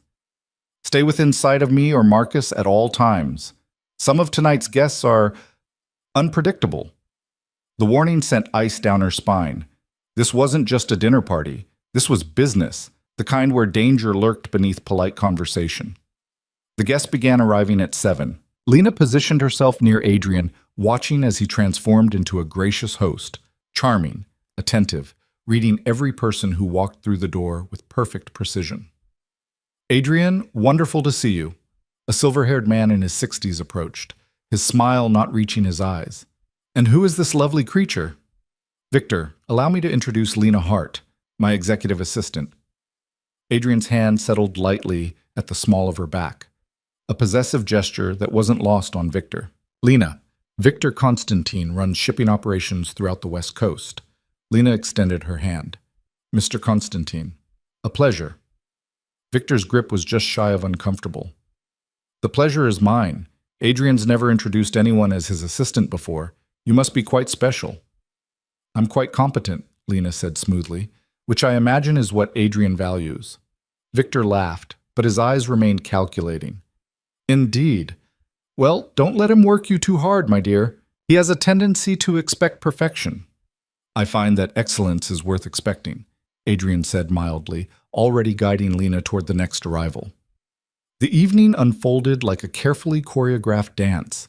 Adrian introduced her to a parade of dangerous people, crime bosses, corrupt officials, shadowy business figures. Lena played her role perfectly, speaking when appropriate, listening intently, projecting quiet confidence. She caught fragments of conversation that revealed the true nature of Adrian's world. Shipping routes that moved more than legal cargo. Financial structures designed to hide money. Territories divided and protected through careful negotiation rather than violence. It was a criminal empire, yes, but run with the efficiency and sophistication of a Fortune 500 company. During dinner, an elaborate affair with 8 courses, Lena found herself seated between a woman named Sophia Chen, who ran art acquisition, which Lena suspected was code for high-end theft, and a man called James Rivera, who controlled several casinos. "So, Lena," Sophia said, her smile sharp as a knife, "how did you come to work for Adrian? He's notoriously selective." "Through a mutual acquaintance," Lena replied vaguely. "I needed a position. He needed competent assistance. It worked out well for both parties." "I'm sure it did." Sophia's eyes glittered with speculation. "Adrian doesn't usually mix business with other interests." The implication was clear. Lena met her gaze directly. "Then I suppose he's making an exception for competence." James laughed. "She's got spine, Adrian. I like her." Across the table, Adrian raised his wine glass slightly in acknowledgement. His expression revealed nothing, but Lena felt she'd passed some kind of test. After dinner, guests mingled in the main sitting room. Lena accepted a glass of champagne she had no intention of drinking and positioned herself where she could observe. Adrian moved through the room like a shark, smooth, dangerous, always in control. "You're doing well." Marcus appeared at her elbow, his presence reassuring. "Half these people would eat you alive if they sensed weakness. You're not showing any." "I'm terrified," Lena admitted quietly. "Good. Fear keeps you sharp. Just don't let them see it. A commotion near the entrance drew everyone's attention. A late arrival, a man in his 40s with cold eyes and an aura of barely contained violence. Lena felt Adrian tense from across the room, though his expression remained pleasant. "Dmitri," Adrian said, moving to greet the newcomer. "I wasn't expecting you." "Last-minute change of plans." Dmitri's accent was thick, Russian. His gaze swept the room and landed on Lena with uncomfortable intensity. "You are collecting beautiful things now, Adrian? This is new." "Dmitri Kozlov, meet Lena Hart, my executive assistant." Kozlov. The name from that first night, one of the organizations her father had owed money to. Dmitri crossed the room to her, ignoring social niceties. "Hart, this name is familiar." Lena's heart hammered, but she kept her expression neutral. "It's fairly common." "Perhaps?" Dmitri's smile was predatory. "Or perhaps you are daughter of Richard Hart, the man who owed my organization considerable money?" The room went silent. Every dangerous person in it was suddenly focused on this moment, this revelation. Adrian appeared at Lena's side, his presence a shield. "Her father's debts were transferred to me. The matter is settled." "Ah, so you are collecting debts now too?" Dmitri's eyes never left Lena. "What is she worth, this daughter? What did you pay?" "That's between Richard Hart and myself." Adrian's voice had gone cold. All pretense of warmth vanished. "And it's none of your concern." "Everything in this city is my concern." Dmitri stepped closer, and Lena caught the scent of expensive cologne and underlying danger, especially when it involves my money. "Your money was paid in full. Or would you like to examine the wire transfer records again?" The tension in the room was suffocating. Lena forced herself to breathe normally, to not show the terror clawing at her throat. Dmitri stared at Adrian for a long moment, some silent battle of wills happening between them.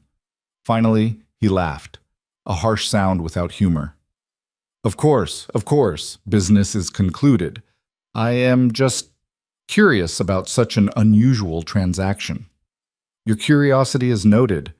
Adrian's hand found the small of Lena's back again, but this time the touch was protective rather than possessive. "If you'll excuse us, I need to attend to my other guests." He guided Lena away, Marcus falling into step behind them. They moved through the sitting room to Adrian's private office, the door closing behind them with a solid click. "Are you all right?" Adrian asked immediately. Lena nodded, not trusting her voice. "Dmitri is a provocateur. He was testing boundaries, seeing if he could rattle me by going after you." Adrian poured her a glass of water from the bar. "Drink this." She obeyed, her hands only shaking slightly. "I'm sorry you had to experience that," Adrian continued, "but it's important you understand. This is why the security training matters. This is why you don't leave the estate without protection. People like Dmitri see everything and everyone as potential leverage. He knows about my father, about the debt transfer." Lena set down the glass. "Does that put me in danger?" "Not as long as you're under my protection. Dmitri was making a point, but he won't act on it. Going after you would be going after me, and he's not ready for that war." Adrian leaned against his desk. "But yes, your background is known now. That changes the dynamic." "How?" "It makes you more interesting to certain people. They'll want to understand why I'd take on Richard Hart's debt and his daughter. They'll speculate, create narratives." His gray eyes were serious. "Some will assume you're more to me than you are. Let them. It's protective coloring." Lena processed that, the implications settling like stones. "You're using me as a decoy." "I'm using the situation to create strategic ambiguity. There's a difference." Adrian pushed off from the desk. "We should return to the party. Hiding makes you look weak." He was right. But it took everything Lena had to walk back into that room full of predators. Adrian stayed close, his presence a clear signal of protection and possession. The rest of the evening passed without incident. Dmitri left early, his point made. The other guests gradually filtered out, offering thanks and pleasantries that masked the calculated nature of every interaction. By midnight, the house was quiet again. Lena stood in her bathroom, removing makeup with shaking hands. She'd survived her first real glimpse into Adrian's world, the polished surface and the violence lurking beneath. A knock at her door made her jump. "Miss Hart," Margaret's voice. "May I come in?" Lena opened the door to find the older woman holding a tea tray. "I thought you might need this," Margaret said gently. "First real dinner party is always intense." They sat in the sitting area of Lena's room, drinking chamomile tea, and for the first time, Lena felt the careful composure she'd maintained all evening crack. "Is it always like that?" she asked quietly. "That dangerous?" "Sometimes. Adrian's world is complex. He's built something rare, a criminal organization that operates through negotiation rather than violence. But that doesn't mean violence isn't always an option." Margaret set down her cup. "He's ruthless when he needs to be, but he's also fiercely protective of the people under his care. You saw that tonight. Dmitri was testing him through me, and Adrian shut it down immediately. That sends a message. You're not available as leverage or a target. It's protection, even if it feels complicated." Lena thought about Adrian's hand at her back, the cold authority in his voice when he'd dismissed Dmitri's provocation. Protection, yes, but also ownership. "I don't know how to feel about any of this," she admitted. Margaret smiled sadly.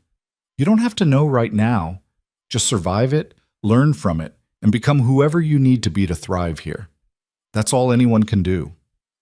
After Margaret left, Lena stood at her window, looking out over the dark grounds. Somewhere in the house, Adrian was probably still working, processing the evening's interactions, planning his next moves. She thought about the girl who'd signed that contract 2 weeks ago. Terrified, angry, powerless. That girl was already gone, replaced by someone harder, sharper, more aware of the dangerous currents that shaped this world. In 3 years and 50 weeks, she'd walk away from this with her freedom, her education, and $500,000. But she was beginning to understand she'd leave with something else too. Knowledge of how power really worked, how dangerous people operated, how to survive and thrive in spaces most people never even knew existed. Whether that was corruption or education depended on your perspective. Lena was no longer sure which she believed. Classes started on a Monday morning, thick with fog that clung to the UCLA campus like a shroud. Lena stepped out of the black SUV with her backpack slung over one shoulder, feeling Marcus's presence behind her like a shadow she couldn't shake. "I'll be in the student union," he said quietly. "Text when you're between classes. And Miss Hart, remember what we practiced. Awareness first." She nodded and walked toward Royce Hall, willing herself to move like she belonged here. Like she was just another student returning for the semester, not a woman whose freedom had been signed away to pay debts she'd never incurred. Her first class was political theory with Professor Hendricks, a woman in her 50s with sharp eyes and a reputation for dismantling lazy arguments. The lecture hall filled quickly, students comparing summer adventures, complaining about textbook costs, existing in a world Lena had been exiled from. She chose a seat in the middle, not too eager, not too withdrawn, pulled out her laptop and waited. "Welcome back, and welcome to those joining us for the first time," Professor Hendricks commanded the room without raising her voice. "This semester we'll be examining power structures, how they're built, maintained, and challenged. We'll start with Machiavelli's The Prince, which I'm sure most of you think you understand. I promise you don't." Lena found herself leaning forward, engaged despite everything. Machiavelli had been on Adrian's bookshelf. She'd noticed it that night in the library. Was that intentional? Had he anticipated she'd be studying this? The lecture flew by. Professor Hendricks dissected the text with surgical precision, drawing parallels to modern power dynamics that made several students shift uncomfortably. When she dismissed them, Lena felt energized in a way she hadn't since before her father's betrayal. Her phone buzzed. "Marcus." "How was class?" "Good. Heading to economics next." The day continued in a blur of syllabi and introductions. By the time she met Marcus in the student union at 4, Lena's head was swimming with reading assignments and paper deadlines.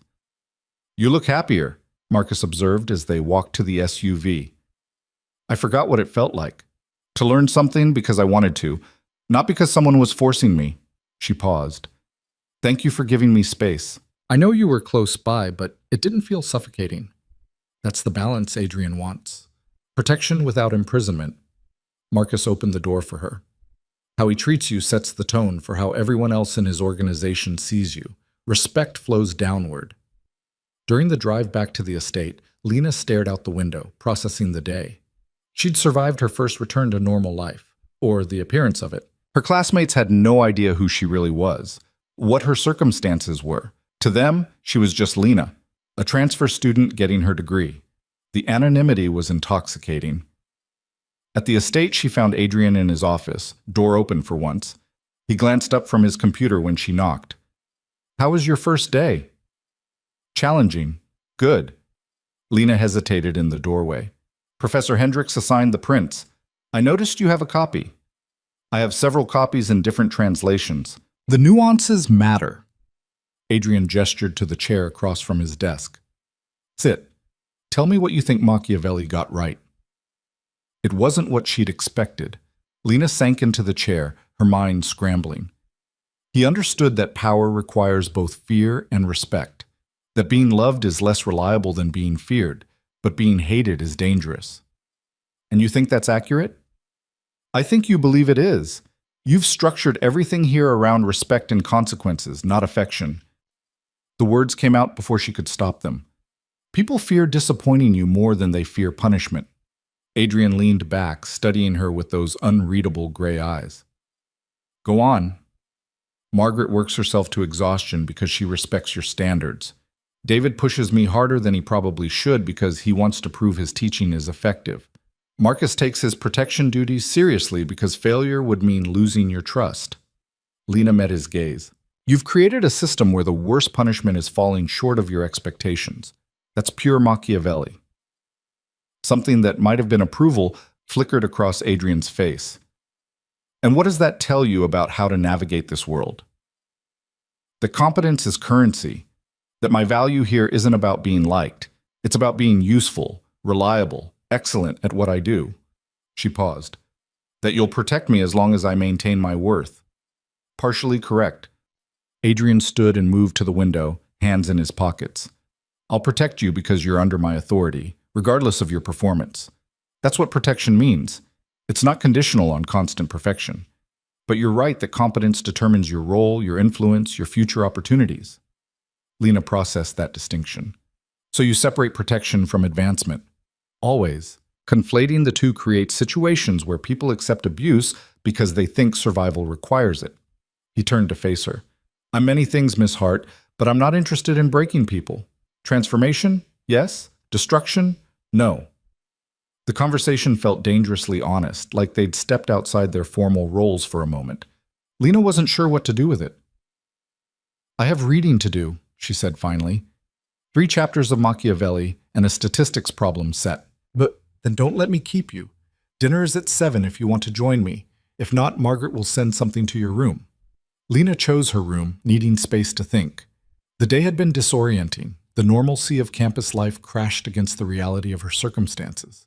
She was living a double existence now, student by day, indentured servant by night.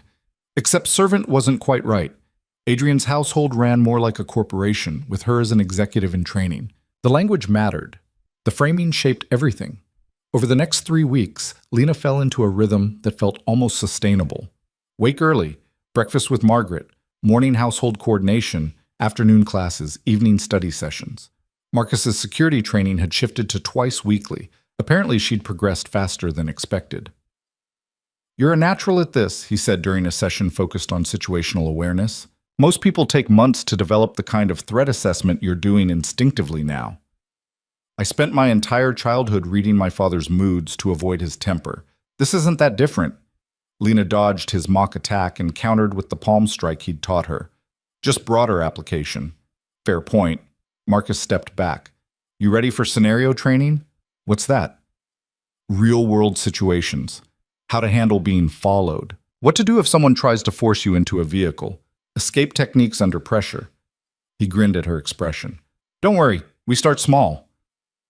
The scenario training was intense. Marcus had recruited 2 other security staff to play aggressors, creating situations that felt terrifyingly real. The first time someone grabbed her from behind, Lena froze completely. "Again," Marcus said. "Don't think, react." They ran the scenario 5 times. By the 5th, Lena's elbow connected with her attacker's solar plexus hard enough to make him grunt, and she'd extracted herself and run to the designated safe point. "Better," Marcus approved. "Your instinct is still to negotiate. Break that." In a real threat situation, you fight first, think later. On campus, Lena was discovering she'd become something of an enigma. She showed up to every class prepared, participated thoughtfully, but never joined study groups or accepted invitations to parties. Marcus's discreet presence had been noticed, spawning theories ranging from witness protection to minor celebrity. "So what's your deal?" a girl named Cassidy asked after political theory one day. "You're too put together to be a normal student, and that guy who picks you up is definitely security." Lena had prepared for this. "Family business. My employer values education, but also discretion. The security is precautionary." "Employer? You work while going to school?" "Executive assistant position? It's complicated." Cassidy seemed to accept that, backing off with the wariness people show around money and power they don't fully understand. Lena hated lying, but recognized it as necessary. The truth, that she'd been traded to settle gambling debts, would raise questions she couldn't answer. In Professor Hendrick's class, they'd moved from Machiavelli to Hannah Arendt, examining power versus violence. The professor had a habit of cold-calling students for their interpretations. "Miss Hart." Professor Hendrick's eyes locked on her. "Arendt argues that power and violence are opposites. Where violence rules absolutely, power is absent. Thoughts?" Lena stood, her mind racing. "I think she's distinguishing between coercion and authority. Violence is what you use when you've lost the ability to command through legitimate power. It's admission of weakness, not strength." Interesting. Apply that to a modern context. A leader who rules through fear and brutality has no real power, just the temporary ability to inflict harm. But a leader who commands respect and loyalty, who creates systems people invest in maintaining, has genuine power that sustains even without their direct presence. Professor Hendricks nodded slowly. "You're describing the difference between tyranny and authority." "Good. Sit." That evening, Lena recounted the exchange to Adrian during one of their increasingly frequent dinners together. "Arendt was right," he said, cutting into his steak with precise movements. "Violence is expensive and unstable. True power is when people follow your direction because they believe in the system you've built, not because they're afraid of immediate consequences. Is that what you've done? Built a system people believe in? I've built a system that rewards competence and punishes betrayal predictably. People stay because the alternatives are worse and the benefits are better than they'd find elsewhere." Adrian's gray eyes met hers. "I'm not interested in loyalty through terror. I want loyalty through rational self-interest." "That's very cold." "It's honest. I prefer honest transactions to false sentiment." He paused. "How are you finding the balance? School and household duties?" "Manageable, though I haven't had much time for anything else." "That's by design initially, but you should have some space for yourself. What would you do with free time if you had it?" The question caught her off guard. "I don't know. I haven't thought about it." "Think about it. Burnout helps no one, and I need you sustainable long-term." Adrian returned his attention to his meal. "Take Sunday afternoons. No household duties, no formal obligations. Use the time however you want." "Just like that?" "Just like that. Though I'd suggest you spend some of it in the library. You never finished the Angelou collection I gave you." Lena had forgotten about it, buried under coursework and training. "I'll read it this Sunday." "Good." Adrian stood, signaling the end of dinner. "One more thing. There's a charity gala next Saturday. I need you there as my companion. David will brief you on the attendees and appropriate conversation topics." Another performance. Another opportunity to practice navigating my world.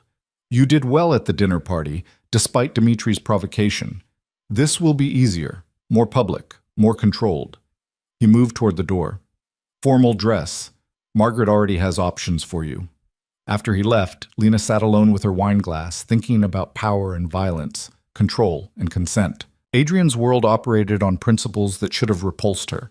Yet somehow she found herself not just adapting, but engaging, even thriving. Was that survival or Stockholm Syndrome? She genuinely didn't know anymore. Sunday afternoon, she curled up in the library with the Angelou collection. The poetry hit differently now. Words about resilience and self-definition and rising above circumstances designed to crush you. Lena read Still I Rise 3 times. feeling something crack open in her chest. Had her mother read this? Had she understood on some level that marrying Richard Hart meant choosing a cage, however gilded? The door opened quietly. Adrian entered, looking more relaxed than usual in dark jeans and a sweater. He selected a book from the philosophy section before noticing her. "Finding it relevant?" he asked, gesturing to the Angelou. "Painfully so." Lena closed the book. "Did you give this to me because you thought I'd relate, or because you wanted me to?" "Both. You needed to see that transformation is possible, that circumstances don't define outcomes." Adrian settled into one of the leather chairs. Also because Angelou understood something most people miss, that dignity is a choice you make regardless of external conditions. That's easy to say when you're the one with all the power. "I grew up with nothing." The admission came quietly. Foster care, group homes, streets. When those fell through, I built everything you see through strategic thinking and refusing to accept that my starting point determined my destination. He met her eyes. "I'm not comparing our situations, but I understand what it means to be powerless and to decide that's unacceptable." Lena had never heard him reference his past before. "How old were you when you decided?" 15. "A social worker told me I'd end up dead or in prison by 20. That kids like me didn't have other options." Adrian's expression was distant. "I spent that night in a library, reading everything I could find about how power actually works. Decided I'd rather build an empire than inherit one. And here we are." "Here we are," Lena echoed. "You controlling a criminal organization, me serving out a contract to pay my father's debts. Success stories all around. You're not serving out anything. You're building something." He stood. "The difference matters. One is passive victimhood. The other is active transformation." He left her alone with the poetry and his unexpected vulnerability. Lena sat in the quiet library, surrounded by books and autumn light, trying to reconcile the man who'd bought her with the man who'd just shared pieces of his history. The gala arrived faster than she wanted. Margaret helped her dress in a floor-length emerald gown that somehow made her look elegant and dangerous simultaneously. Hair swept up, minimal jewelry except for the same silver bracelet from the dinner party. "You look like you belong in that world now," Margaret said approvingly. "Not like someone playing dress-up." In the SUV, Adrian reviewed the guest list. Senator Morrison will be there. He's mostly legitimate, but takes donations from questionable sources. Don't discuss politics with him. Catherine Zhang runs several nonprofit foundations that are actually money laundering operations. Be polite but vague if she asks about your background. Victor Constantine will likely attend. You remember him from the dinner party. The one who asked if I was special? He'll push that angle again, deflect with humor if possible, ice if necessary. Adrian's eyes were serious. "This event will have media coverage. Photos may appear in society pages. You comfortable with that?" Lena hadn't considered it.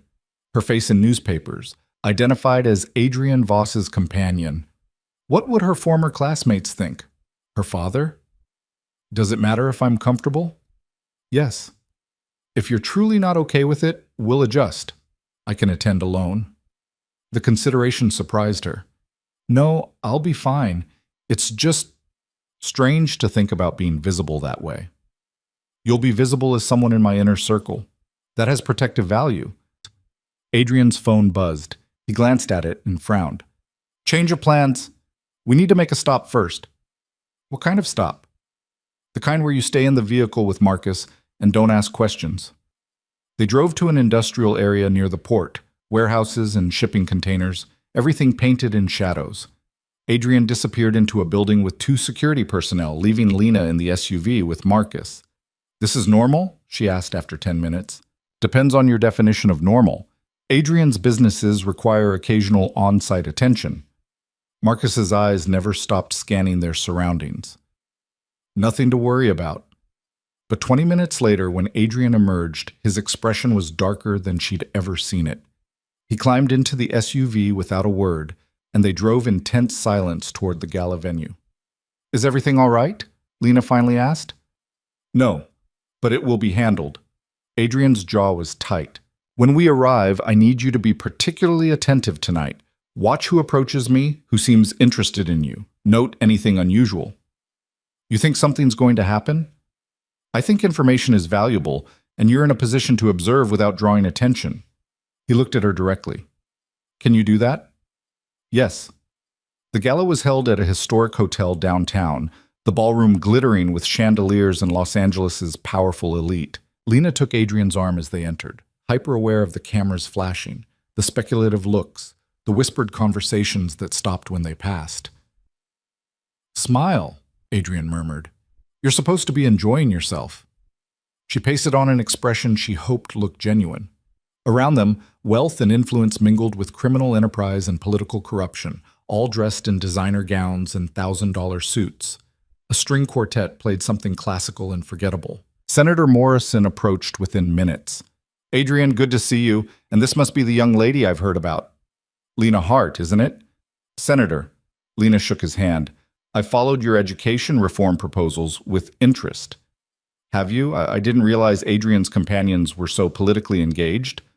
The dismissal was subtle but clear. Lena felt Adrian tense beside her. Miss Hart is completing her degree in political science, Adrian said smoothly. Her insights on policy are considerably more nuanced than most of your colleagues in the Senate. Morrison's smile froze. Of course. My apologies, Miss Hart. I meant no offense. None taken. Lena's voice was ice wrapped in silk. Though I'd be curious to hear how you reconcile your education proposals with the recent budget cuts to public universities. Seems contradictory. Morrison's face reddened. Well, it's complicated. I'm sure it is. Thankfully, complexity is what makes political science interesting. She smiled sweetly. Excuse us, Senator. I believe Adrian promised me champagne. As they walked away, Adrian's hand at her back felt warmer than usual. That was well done. He was condescending. He was testing you, and you showed teeth. Good. Adrian snagged 2 champagne flutes from a passing waiter. Stay sharp. Catherine Zhang is approaching. Catherine was stunning, mid-40s, elegant in red silk, eyes that missed nothing. Adrian, darling, it's been too long. Her gaze shifted to Lena with laser focus. And you must be the mysterious Lena. I've heard such interesting things. All true, I'm sure, Lena said lightly. Are they? I heard you came to Adrian through your father's difficulties. How terribly awkward that must have been. The social knife slid between her ribs with practiced ease. Lena felt her composure waver, but Adrian's hand tightened almost imperceptibly at her back. A reminder, a support. Family situations are often complicated, Lena replied. But I found my current position quite rewarding. Adrian is an excellent mentor. I'm sure he is. Catherine's smile didn't reach her eyes. Though I wonder what exactly he's mentoring you in. His business interests are so diverse. Miss Hart is learning household management and business operations, Adrian said, his voice carrying an edge of warning.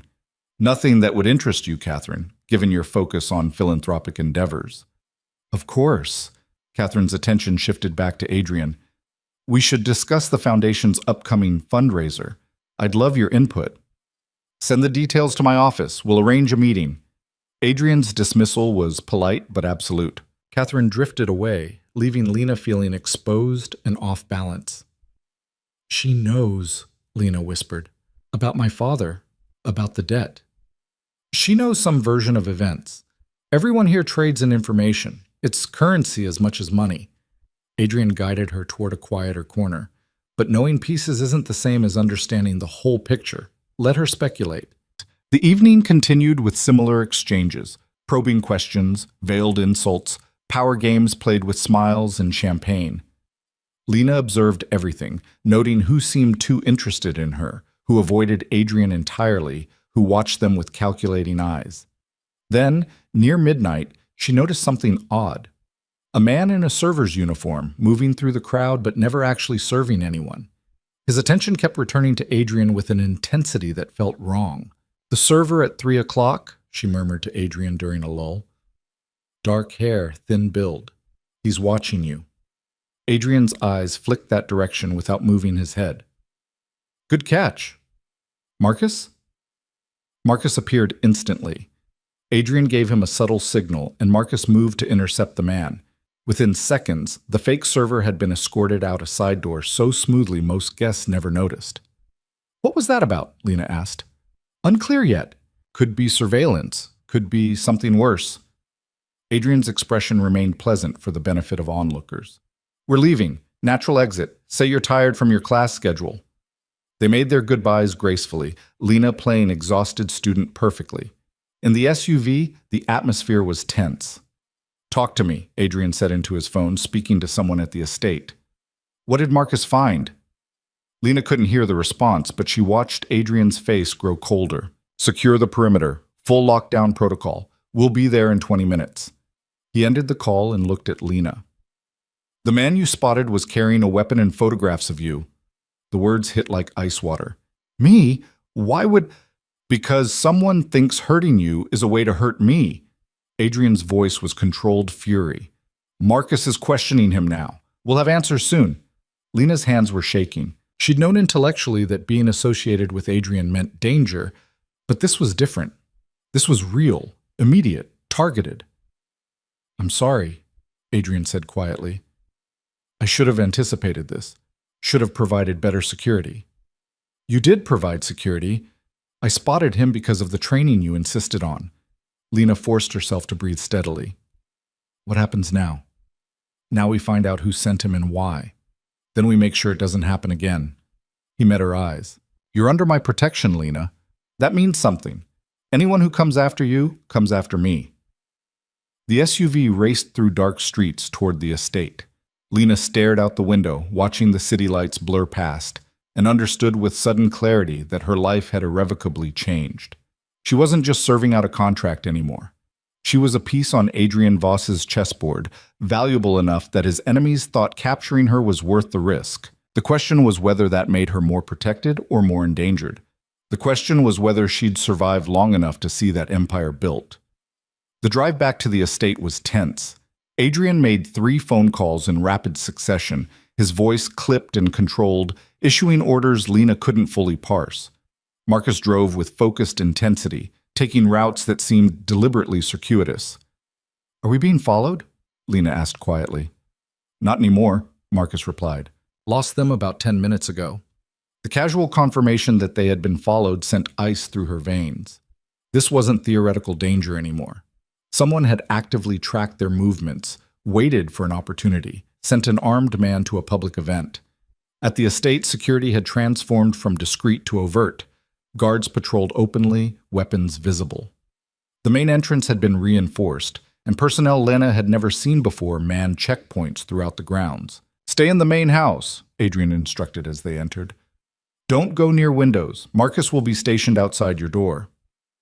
For how long? Until I neutralized the threat. He disappeared down the hallway toward his office, already back on the phone. Lena retreated to her room but couldn't settle. Her mind kept replaying the fake server's intense focus. The weight of knowing someone had been watching her, photographing her, planning. She pulled out her laptop and did something she'd been avoiding, searched for news about her father. The results were sparse but damning. Richard Hart had been spotted at various casinos in the weeks following her arrangement with Adrian, apparently continuing his gambling despite having nothing left to lose. There were rumors he'd borrowed money from new sources, people even more dangerous than the original creditors. Her phone buzzed. A text from an unknown number. I know you think you're safe with Voss. You're not. He can't protect you forever. We need to talk. This is your last chance to come home willingly. Lena's hands shook as she read it. Her father. Somehow he'd gotten a new number, circumvented the no-contact provisions of the contract. She forwarded the message to Adrian immediately, then to Marcus. Within minutes, both men were at her door. When did this come in? Adrian demanded, his gray eyes cold with fury. Just now. I forwarded it immediately. Marcus was already tracing the number. Burner phone probably already disposed of. But the message is clear. He's escalating. The hired man at the gala, Adrian said slowly, piecing it together. That wasn't about leverage or renegotiation. That was an actual abduction attempt. He was planning to take you somewhere I couldn't reach. The realization settled like lead. He wanted me back. Not to protect me, to use me. Or to punish you for choosing me over him. Adrian's expression was grim.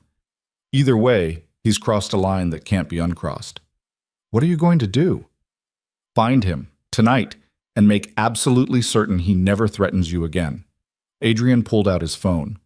"Marcus, I want every resource we have on Richard Hart's location.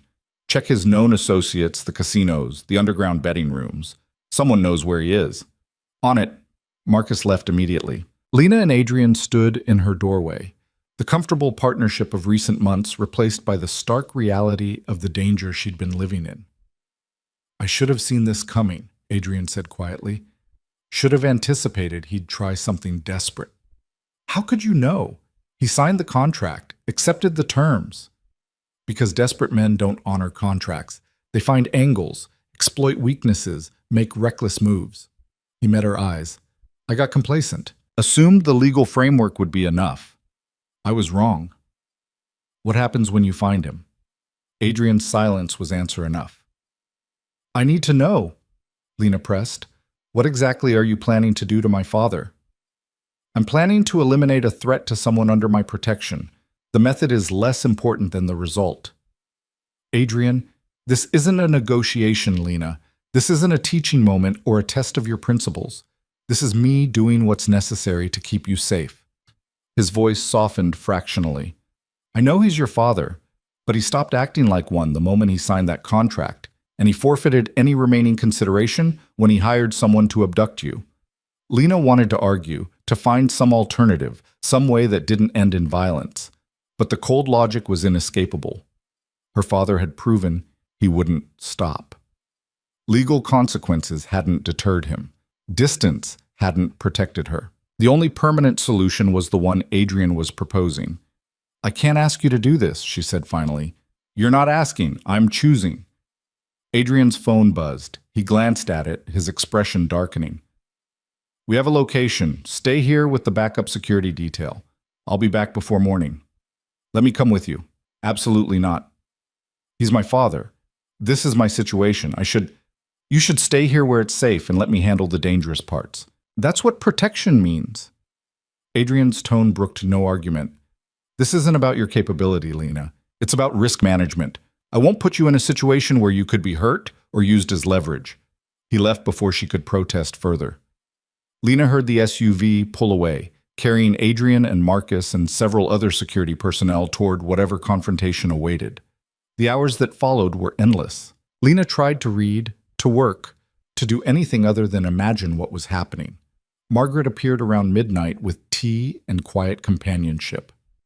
"This isn't your first time waiting for him to come back from something dangerous, is it?" Lena asked. "No, though usually it's business conflicts, not personal protection situations."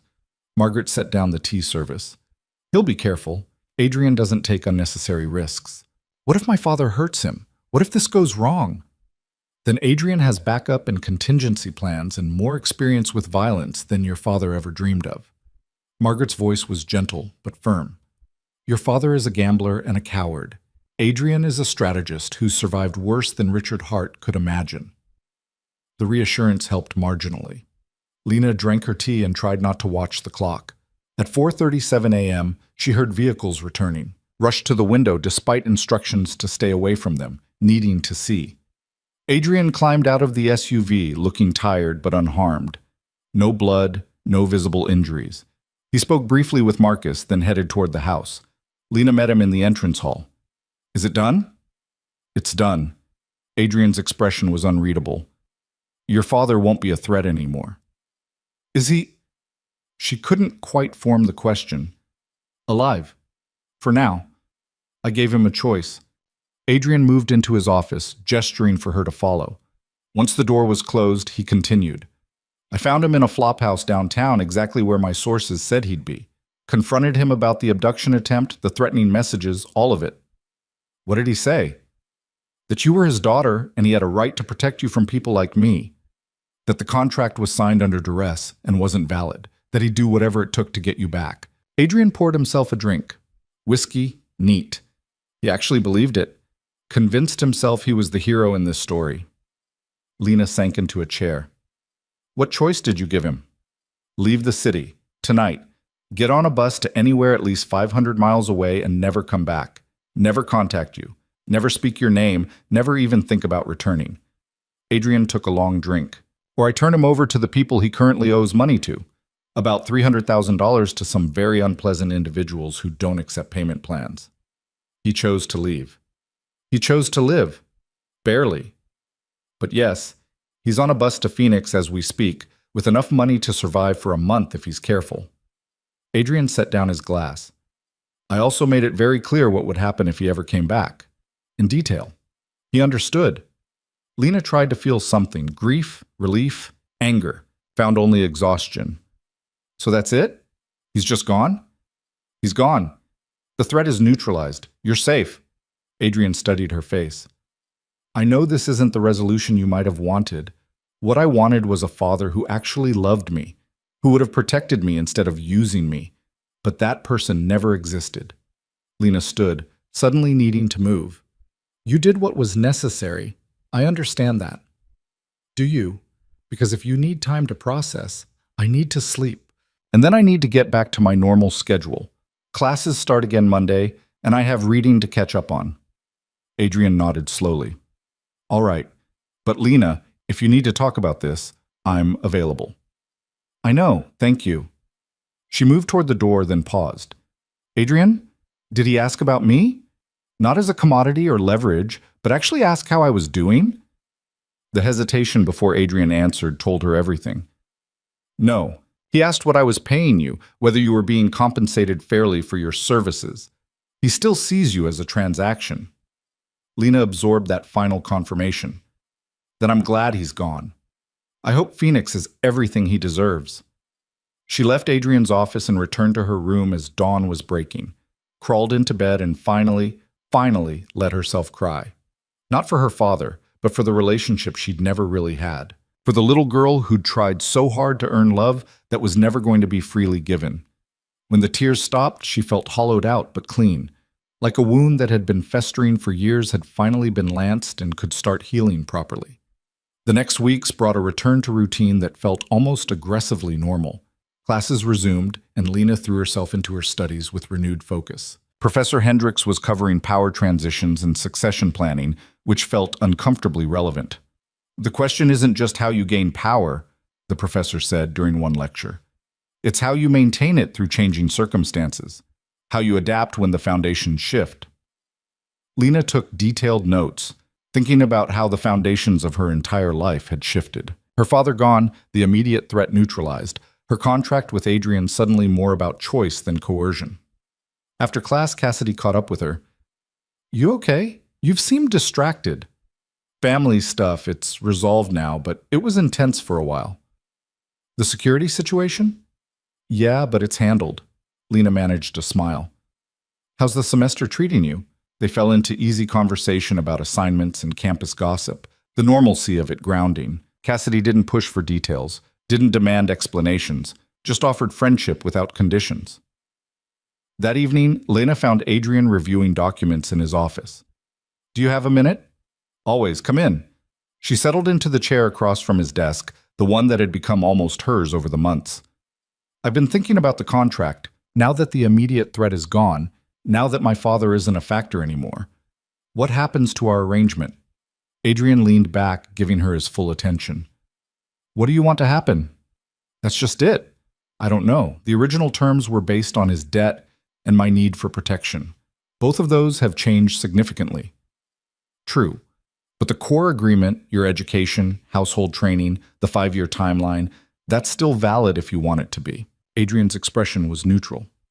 Or we can renegotiate, adjust terms based on current circumstances. Lena had been preparing for this conversation, but actually having it felt surreal. What if I wanted to leave? Just walk away, finish school on my own terms? Then you'd leave. I'd provide a settlement proportional to your time served, probably around $200,000 at this point, enough to finish your degree and start over wherever you wanted. He paused. Is that what you want? I don't know. Part of me thinks I should want that, should want complete independence, no ties to you or this arrangement or any of it. But I'm learning things here I wouldn't learn anywhere else, developing skills that matter, building towards something I couldn't achieve on my own. Lena met his eyes. And I'm not sure if that's legitimate opportunity or if I've just convinced myself to accept captivity. Those aren't mutually exclusive, Adrian said quietly. You can be here by choice and still be building something valuable. The question is whether the benefits outweigh the restrictions for you personally. How do I even evaluate that objectively? You're the one who taught me everything I know about strategic thinking. My framework for analyzing this situation came from you. Then let me offer a different perspective. Adrian stood and moved to the window. If you left tomorrow, what would you miss? Lena considered the question honestly. The structure, the challenge of meeting your standards, Margaret's mentorship, David's finance lessons, Marcus's security training. She paused.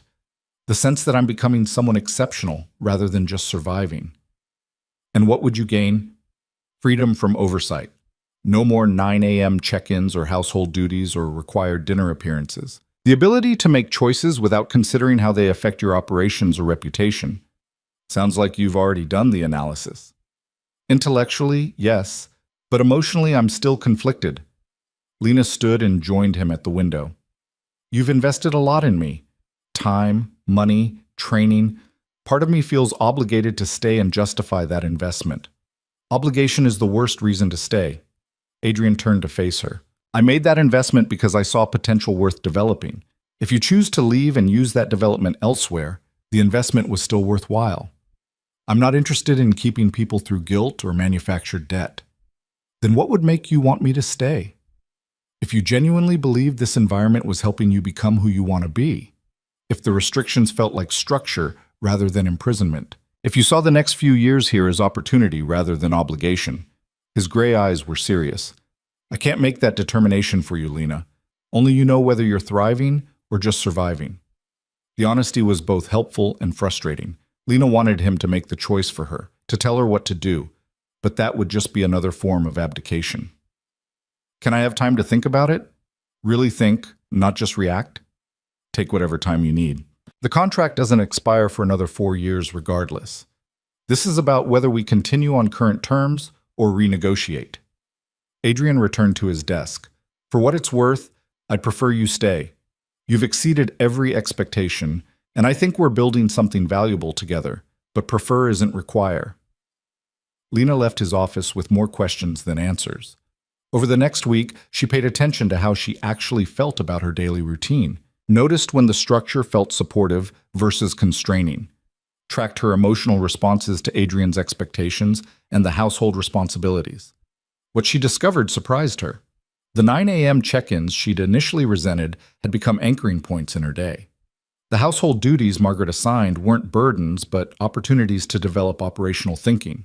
The dinner appearances with Adrian had evolved into genuine intellectual exchange she'd miss. Even the security restrictions, which should have felt oppressive, mostly just felt prudent. She'd seen enough of Adrian's world to understand the dangers were real. On Sunday afternoon, she was reading in the library when David found her. Got a minute? He asked. I wanted to discuss something. Of course. David settled into one of the leather chairs. Adrian mentioned you're reconsidering the contract terms, thinking about whether to stay. Did he ask you to talk to me? No, but I wanted to offer a perspective you might not have considered.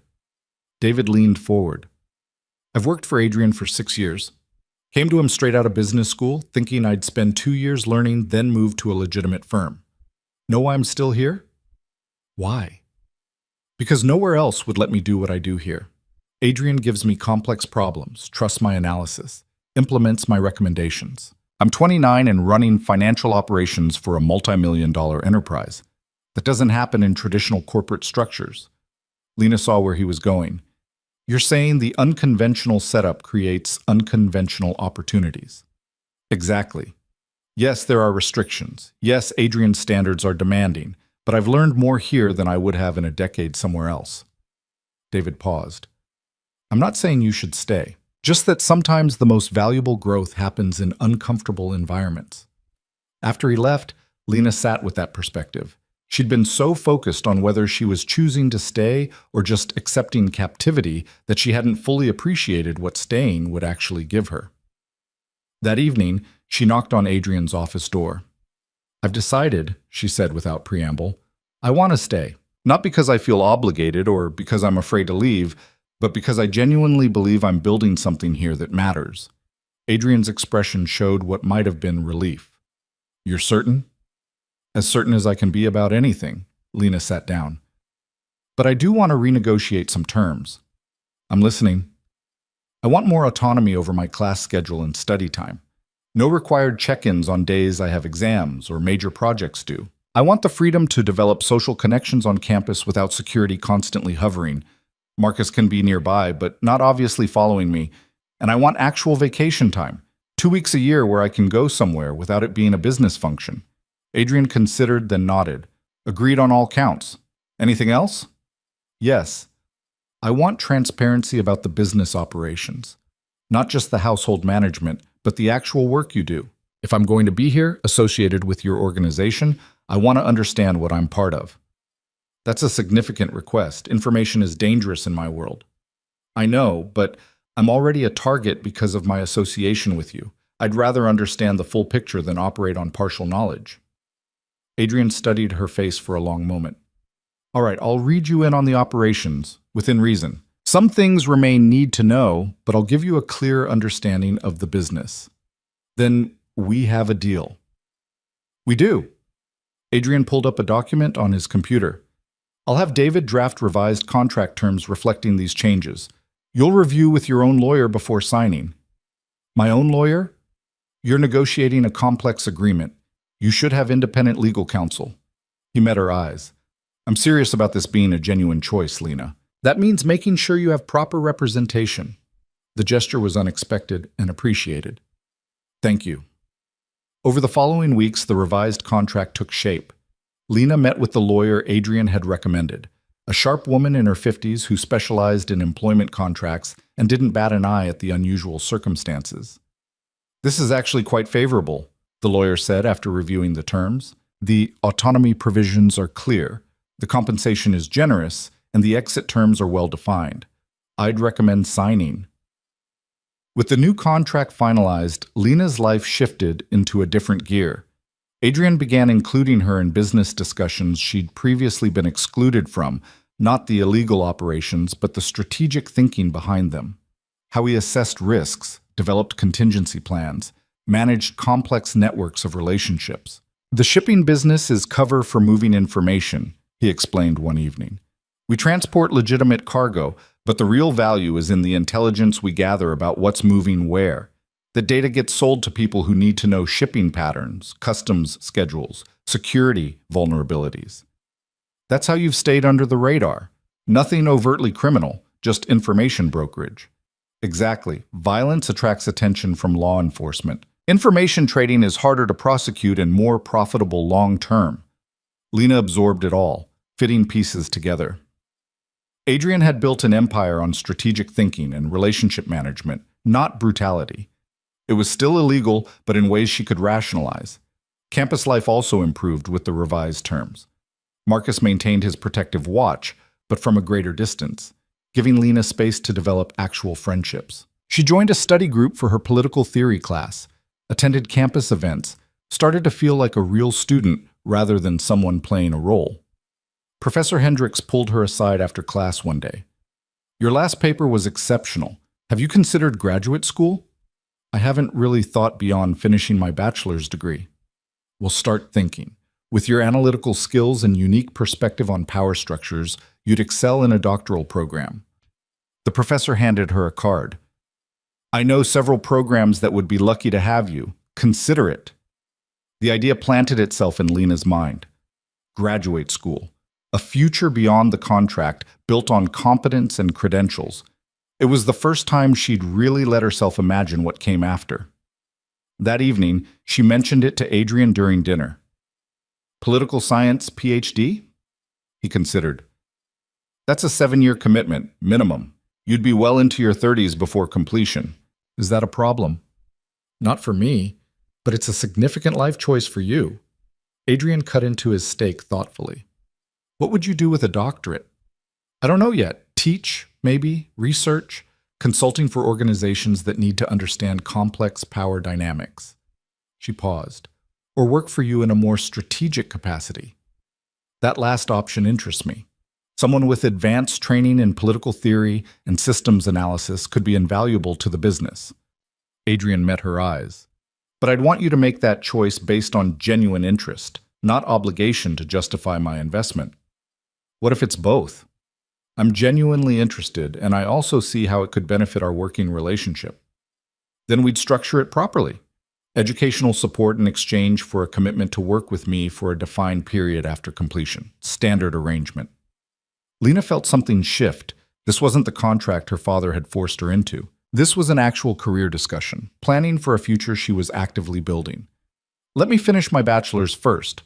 Then we'll talk seriously about next steps. Agreed. The semester progressed. Lena's grades were excellent. Her household management responsibilities were expanding as Margaret gradually transitioned toward retirement, and her understanding of Adrian's business operations deepened. She also started to understand the real cost of being associated with him. Some of her classmates avoided her once they figured out who she worked for. A professor made a pointed comment about questionable associations during a discussion of corruption. At a campus event, someone muttered, "Crime boss's pet," just loud enough for her to hear. Lena learned to ignore it, to build a shell against judgment from people who didn't understand her circumstances. But it stung nonetheless. Marcus found her in the library late one night, clearly upset about something. "You okay, Miss Hart?" "Define okay." She closed her book. "Do you ever regret working for Adrian? Regret the associations, the judgment, all of it?" Marcus settled into a chair across from her. "Every job has costs. This one gives me purpose, challenges me, pays well, and lets me protect people who need it. The judgment from outsiders is just noise." "But doesn't it bother you, being looked at like you're a criminal?" "I am a criminal by legal definition.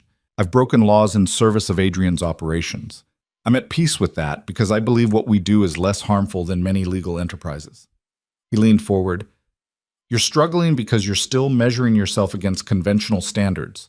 Stop. Build your own value system based on your actual experiences, not what society says you should feel." The advice was blunt but helpful. Lena had been trying to reconcile her life with normal expectations when nothing about her situation was normal. How do I do that? Build my own value system? Start by asking what actually matters to you. Not what should matter, but what does. Then build from there. After Marcus left, Lena pulled out her journal and wrote, what actually mattered to her? She listed competence, growth, being valued for her contributions, having agency over her life, building something meaningful, safety, intellectual challenge. Every single item on her list was being met in her current situation. The restrictions that came with it, the security, the oversight, the association with Adrian's world, were costs she was willing to bear for those benefits. The realization settled something inside her. She wasn't trapped. She was choosing this, eyes open, understanding both the benefits and the costs. 3 months later, Lena finished her final exams for the semester with strong grades across all her classes. She was officially halfway through her bachelor's degree, on track to graduate on schedule. Adrian took her to dinner at an upscale restaurant downtown to celebrate, their first time leaving the estate together for purely social reasons. "You've come a long way from that terrified girl in the penthouse," he said over wine. "That girl was 9 months ago. Feels like a lifetime." "In many ways it was. You've rebuilt yourself completely." Adrian raised his glass. "To transformation, to choosing growth over comfort, to excellent teachers and high standards." Lena clinked her glass against his. "I wouldn't have made it this far without both."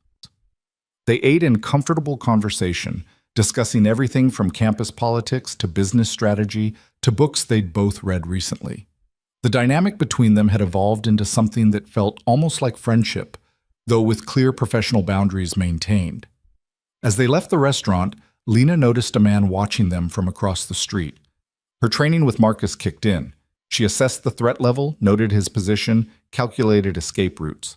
"You see him," Adrian observed. "East side, dark jacket, focused on us. Should we be concerned?" "Marcus already has him marked. Just someone curious about why I'm having dinner with a beautiful young woman. Probably thinks you're a romantic interest." "Let them speculate. We know the truth." But as they drove back to the estate, Lena caught her reflection in the window and barely recognized herself.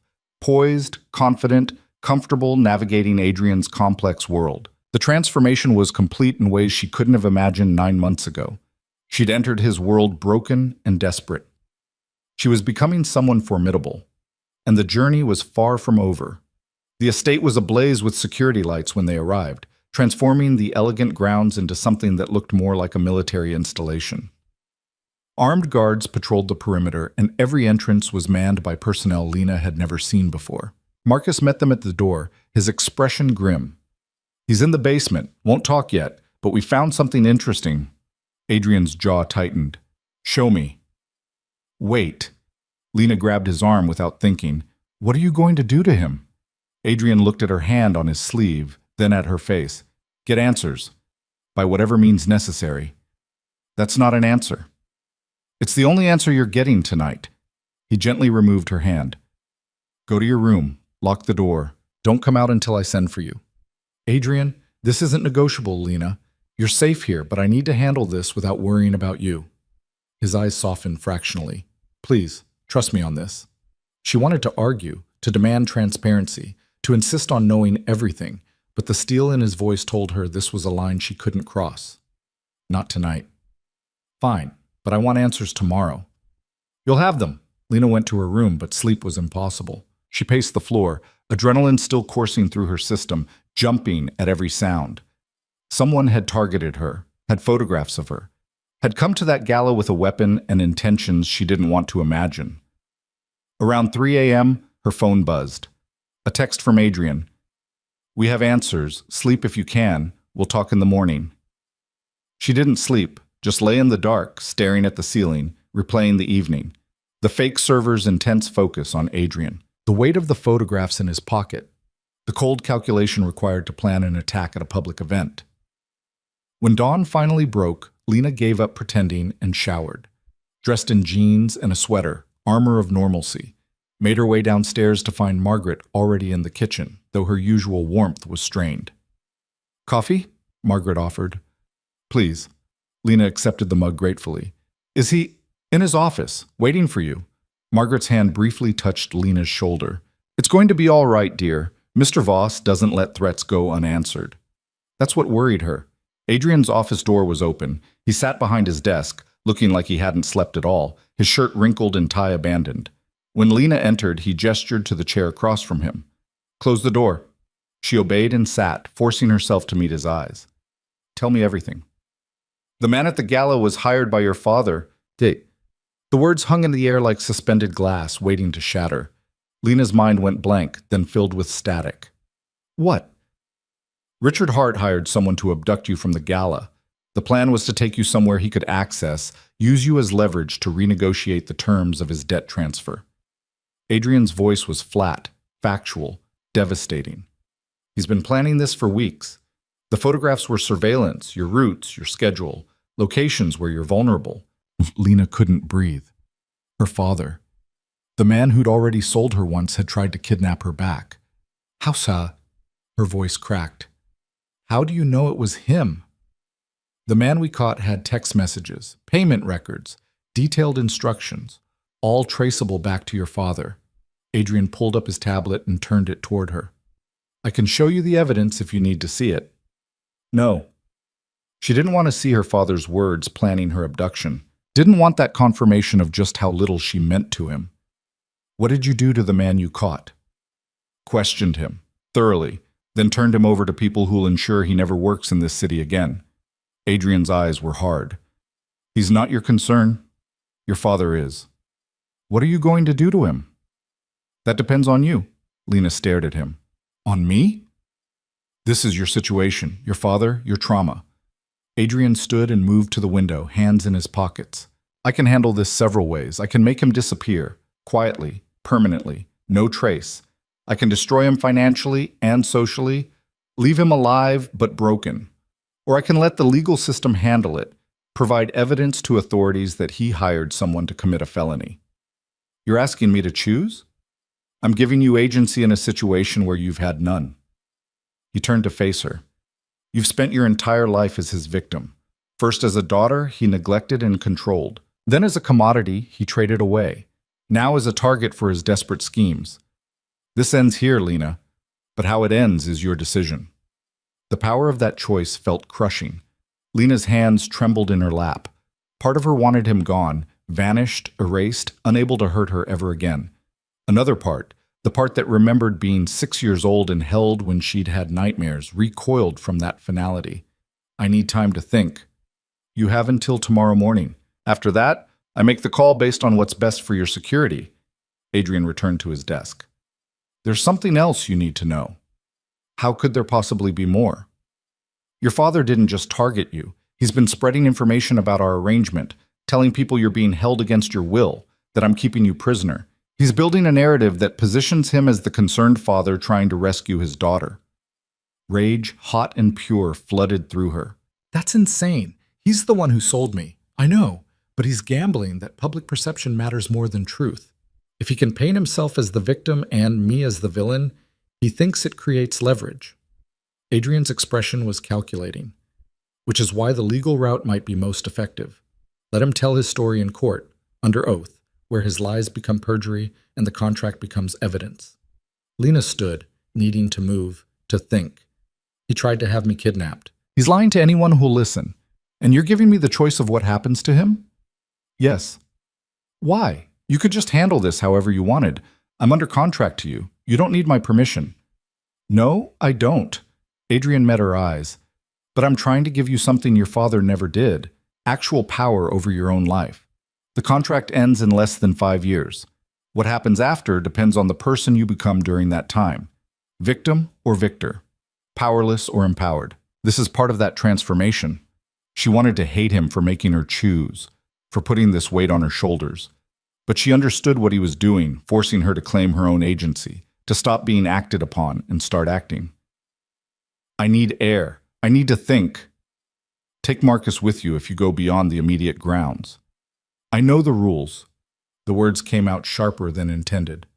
I'll be in the garden. Outside, the morning was crisp and clear, at odds with the chaos in her mind. Lena walked the manicured paths, past perfectly trimmed hedges and artfully placed sculptures, trying to process the impossible. Her father had tried to have her abducted. After selling her, after signing that contract, after promising to stay away, he'd hired someone to take her back, not out of love or regret, out of desperation and greed. The realization settled like lead in her stomach. He would never change, would never be the father she'd needed him to be. That man, if he'd ever existed, was gone. She found herself at a stone bench overlooking the city below. Sat down and pulled out her phone.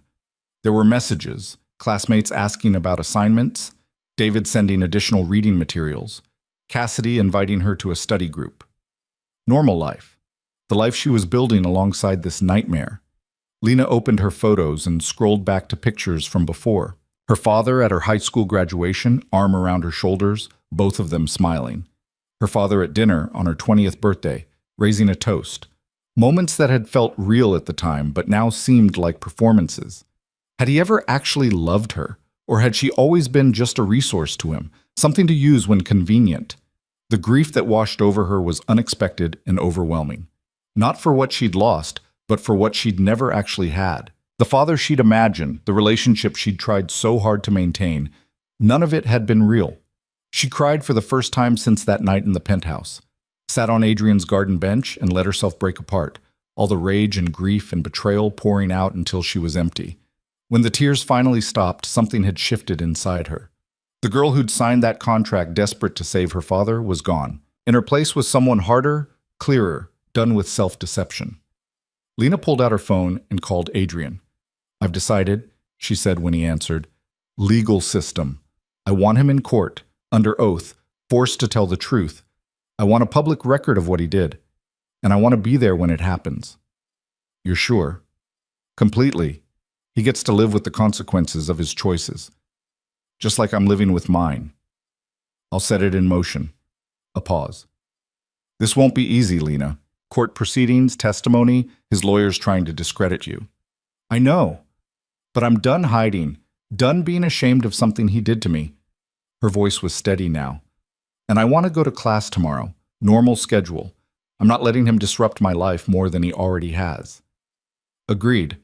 Though security will be elevated until he's in custody. That's fine. Just get him, Adrian. Get him before he tries something else. Already in motion. The authorities will have him by tonight. After hanging up, Lena sat in the garden a while longer. The sun climbed higher, warming the air, indifferent to human drama. Somewhere in the city, her father was going about his day, not knowing that his schemes had been exposed, that his freedom had hours left. She should feel triumphant. Instead, she just felt tired. That evening, Adrian found her in the library trying to focus on her Machiavelli reading for class. "He's been arrested," Adrian said without preamble. "Conspiracy to commit kidnapping, extortion, violation of contract terms. His lawyer's already trying to negotiate, but the evidence is overwhelming." "Good." Lena closed her book. "What happens next?" "Arraignment tomorrow. Bail hearing. If the prosecutor does their job, he'll be denied bail given the nature of the charges." Adrian settled into the chair across from her. "You don't have to attend." "I want to. I want him to see me there, to know I'm not afraid anymore." "Then Marcus will take you. I'll be there as well, though in a different capacity." They sat in silence for a moment. Finally, Lena asked the question that had been gnawing at her. "Did you know, before tonight? Did you suspect he might try something?" "I knew he was the type to try. That's why the security training, the restrictions, the protocols." Adrian's gaze was steady. "I didn't know specifically about the gala plan until Marcus interrogated the hired man. But I've been monitoring your father since the contract was signed. People like him don't accept defeat gracefully." "You could have told me. Would it have helped? Or would it have just added to your burden?" He leaned forward slightly. "I made a judgment call. Maybe the wrong one. But I was trying to let you build a new life without constantly looking over your shoulder at the old one." Lena understood the logic, even as it frustrated her. "I'm not a child who needs protection from hard truths." "No, you're not. I'll remember that going forward." The arraignment was held in a downtown courthouse, all fluorescent lights and institutional gray. Lena sat in the gallery with Marcus beside her, watching as her father was led in wearing an orange jumpsuit, his hands cuffed. He looked smaller somehow, diminished. The confident charm he'd always wielded like a weapon was gone, replaced by barely concealed panic. When his eyes found her in the crowd, something flickered across his face. Hope, maybe, that she'd come to support him. Lena's expression remained neutral, cold. She watched as the charges were read, as his lawyer entered a plea of not guilty, as the prosecutor outlined the evidence. "Your Honor," the prosecutor argued, "Mr. Hart hired a man to abduct his own daughter from a public event. He has a history of gambling debts and unstable behavior. He poses a clear flight risk and a danger to his victim. The people request he be held without bail." The defense attorney, expensive, clearly hired with money Richard didn't have, tried to argue. "My client is a concerned father who made poor choices while under emotional duress. He has ties to the community, no prior criminal record. He signed a legal contract transferring custody and contact rights," the prosecutor interrupted, "then systematically violated that contract while plotting a felony. This isn't a concerned father. This is a dangerous, desperate man." The judge, a woman in her 60s with sharp eyes, reviewed the evidence packet. "Bail is denied. Mr. Hart will remain in custody pending trial." Richard's face went white. "Your Honor, please, I can't. My daughter, Lena, she's being held against her will by Adrian Voss. I was trying to rescue her." "Mr. Hart," the judge's voice cut through his rambling, "you'll have an opportunity to present your defense at trial. Until then, you'll remain in county jail. Bailiff." As they led him away, Richard tried to catch Lena's eye, tried to communicate something. Plea, accusation, manipulation. She looked right through him. He was a stranger wearing her father's face, someone who'd had 1,000 chances to be better and had chosen this instead. Outside the courthouse, reporters had gathered. Lena kept her head down, letting Marcus guide her through the crowd to the waiting SUV. Questions were shouted about her relationship with Adrian, about the charges, about whether she'd been held against her will. She answered none of them. In the vehicle, reaction finally set in. Her hands shook, her breathing came too fast. "You did good in there," Marcus said quietly. "Staying strong, not giving him anything." "I didn't feel strong. I felt numb." "Numb is better than broken. You'll process it later when it's safe." Back at the estate, Adrian was waiting. "How bad was it?" "Manageable." He tried to play the concerned father card. The judge wasn't buying it. Lena sank into a chair in his office. When's the trial? Probably 3 to 4 months. His lawyer will try to delay, but the prosecutor seems motivated. Adrian poured her water from the bar. You don't have to attend the trial. I can make sure you're updated without putting you through that. I'll decide when it gets closer. Lena accepted the water, but didn't drink. Can I ask you something? Always. Why did you really take on my father's debt? The truth, not the strategic explanation you gave me before. Adrian was quiet for a long moment, considering. Because I saw myself in you. Different circumstances, but the same fundamental situation. Someone with potential being destroyed by the person who should have protected them. He met her eyes. My foster father used to beat me for being smart. Said I was too clever for my own good, that I needed to learn my place. Sound familiar? My father never hit me. There are different ways to break people. Richard Hart destroyed you through neglect, manipulation, and ultimately betrayal. The method doesn't matter. The result is the same. Adrian's expression was unreadable. I took the debt because I thought I could give you something better, a chance to rebuild into someone your father's choices couldn't touch. And what do you get out of that, really? The satisfaction of proving that transformation is possible, that circumstances don't determine outcomes. He paused. And yes, eventually, a highly competent person running my household operations. I'm not selfless, Lena, but our interests align. It was the most honest he'd ever been with her. Lena found herself believing him in a way she hadn't quite allowed herself before. Thank you, she said quietly, for giving me the choice about how to handle him, for the training that let me spot the threat. For all of it, even the parts I resented. You're welcome. Now go rest. Tomorrow you have class, and Professor Hendricks doesn't accept my father's arraignment as an excuse for incomplete reading. Lena surprised herself by laughing. The sound felt foreign, but good. The next weeks blurred together. Classes, household training, security protocols, court updates. Her father's lawyer tried to get the charges reduced, but the evidence was damning. Text messages, payment records, the testimony of the man he'd hired. All of it pointed to premeditated conspiracy. On campus, Lena threw herself into her studies with renewed focus. Professor Hendricks' class had moved to exploring resistance movements and power challenges, which felt uncomfortably relevant. Miss Hart, the professor called on her during a discussion of civil disobedience. You've been quiet today. Thoughts on whether violent resistance is ever justified against oppressive power structures? Lena stood, her mind churning. I think violence is what people resort to when all legitimate channels have failed, but it's also what those in power use to delegitimize resistance. They point to the violence and ignore the oppression that caused it. You're describing a cycle. How does it break? When one side chooses a different path, either the oppressed find nonviolent methods that work, or those in power choose to reform before violence becomes inevitable. She paused, thinking of Adrian's philosophy. Or when power itself is restructured so it's based on consent and mutual benefit rather than coercion. Interesting. You're suggesting the answer is systemic change, not just resistance tactics. I'm suggesting that sustainable power requires buy-in from those being governed. Force is expensive and unstable. Systems that benefit participants last longer than systems that exploit them. Professor Hendricks smiled. Well articulated. Sit. After class, Cassidy caught up with her. That was intense. You okay? You seem different lately. Just processing some family stuff, Lena said carefully. It's been complicated. The security guy situation? Yeah, among other things. Cassidy studied her face. Look, I don't know what's going on with you, and you don't have to tell me. But if you need someone to just, be normal with for a few hours, I'm around. No questions asked. The offer touched something in Lena. For all the structure and security Adrian provided, she'd been isolated from normal social connections.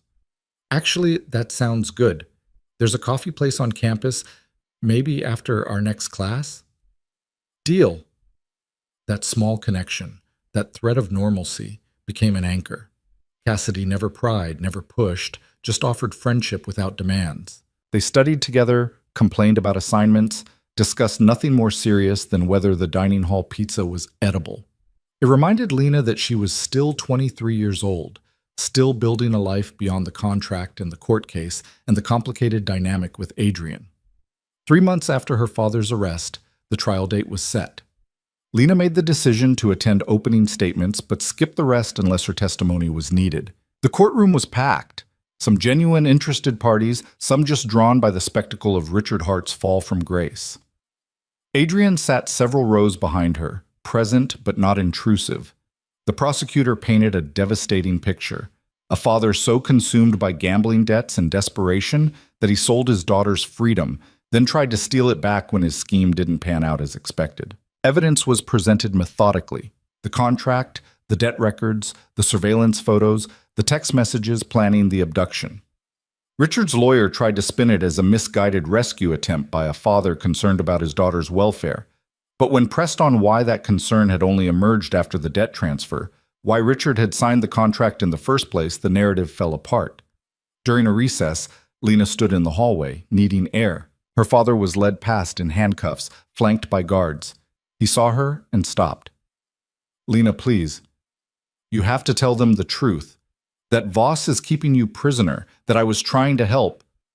"The truth?" She cut him off, her voice calm and clear. "The truth is you sold me to pay your gambling debts. You signed a contract giving up all parental rights and contact. Then you hired someone to kidnap me when you realized you couldn't manipulate the situation anymore." "That's not... I was trying to protect you. You were trying to protect yourself." Like always. Lena stepped closer, making sure he could see her eyes, her certainty. "I'm not your victim anymore, Dad. I'm not your commodity or your leverage or your rescue mission. I'm someone you don't get to control ever again." The bailiff moved to separate them. Richard's face contorted with rage and desperation. "You ungrateful little... I gave you everything. That penthouse, those schools. Everything you had was because of me." "No. Everything I had was despite you. And everything I am now is because I'm finally free of you." She turned to walk away, then looked back one last time. "I hope you get the full 20 years. You've earned it." She walked down the courthouse hallway with her head high, Marcus falling into step beside her. Behind her, her father's shouting faded to nothing. Adrian met her at the exit. "You all right?" "I will be." And she meant it. The trial lasted 2 weeks. Richard's defense crumbled under the weight of evidence. The jury took less than 3 hours to return a guilty verdict on all charges: conspiracy to commit kidnapping, extortion, violation of contract terms, and several related counts. At sentencing, the judge was unsparing. "Mr. Hart, you betrayed the most fundamental duty of a parent, to protect your child. Instead, you treated your daughter as property to be traded and then stolen back when it suited your purposes. Your actions were premeditated, calculated, and showed complete disregard for anyone's welfare but your own." Richard tried to speak, but the judge silenced him. "I'm sentencing you to 18 years in state prison, with possibility of parole after 12. Additionally, you're permanently barred from any contact with your daughter, directly or indirectly. If you attempt to circumvent this order, additional charges will be filed." 18 years? He'd be 65 when he got out, if he survived that long. Lena felt nothing. No triumph, no satisfaction, just a quiet sense of closure. This chapter was ending. Outside the courthouse, reporters swarmed again. This time, Lena had prepared a statement with Adrian's help. "My father made choices that hurt many people, myself included.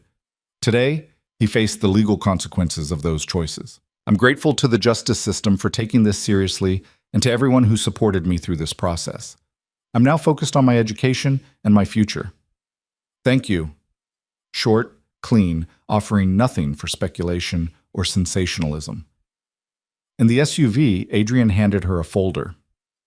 "What's this?" "Documents dissolving the contract, effective immediately. Your father's debt was the basis of our agreement. With him in prison and the debt satisfied through legal judgment, there's no longer a binding reason for you to stay." Lena stared at the papers, her heart suddenly pounding. "You're letting me go?" "I'm giving you a choice. The contract ends today if you want it to. You're free to leave with a settlement, not the full $500,000, but proportional to your time served. Enough to finish school and start over. Or you stay, not as a contract employee, but as an actual executive assistant with a real salary and benefits. You complete your degree while managing household operations, and when Margaret retires next year, you take over her position full-time." Adrian's gray eyes were serious. No coercion, no obligation, an actual job offer that you're free to refuse. Lena's hands trembled as she held the dissolution papers. Freedom. Real freedom. Not this conditional kind she'd been building toward, but immediate release from all obligations. She could walk away. Go back to a normal life, finish school without the weight of Adrian's world on her shoulders. But what would she be walking away to? An apartment she'd have to find. Finances she'd have to manage alone. None of the structure and security and growth she'd experienced here. More than that, she'd be walking away from the person she'd become under Adrian's demanding standards. The competent, confident woman who could navigate dangerous social situations and manage complex operations and defend herself if needed. I need to think about it, she said finally. Take all the time you need. The offer doesn't expire. That evening, Lena sat in the library. Her library now, she'd started thinking of it, surrounded by books and the ghost of the girl who'd arrived here 6 months ago. So much had changed. She'd rebuilt herself from the foundation up, layer by layer, skill by skill. The structure she'd resented at first had become a framework she'd learned to navigate and even appreciate. And Adrian, the man who'd bought her freedom, had somehow given it back in ways her father never had. Margaret found her there around midnight. Can't sleep? Can't decide. Lena showed her the dissolution papers. He's giving me a choice. Margaret sat down, reading through the documents carefully. And what does your gut tell you? That I'm not ready to leave yet. That I have more to learn here, more to become. Lena paused. But I'm scared that if I stay, it's because I've developed some kind of dependency, Stockholm syndrome or whatever. Do you feel trapped? No. That's what's confusing. I feel challenged, pushed, like there's a version of myself I can only become by staying. Then that's not Stockholm syndrome. That's recognizing opportunity. Margaret's smile was warm. Adrian rebuilt himself from nothing. He sees that same potential in you. If you stay, it'll be because you choose growth over comfort. That's strength, not weakness. What if I'm wrong? What if I'm just making excuses to stay in a situation I understand instead of facing the unknown? What if you're right? What if walking away is just fear of success dressed up as independence? Margaret patted her hand. Either choice is valid, dear, but make sure you're choosing what you want, not what you think you should want.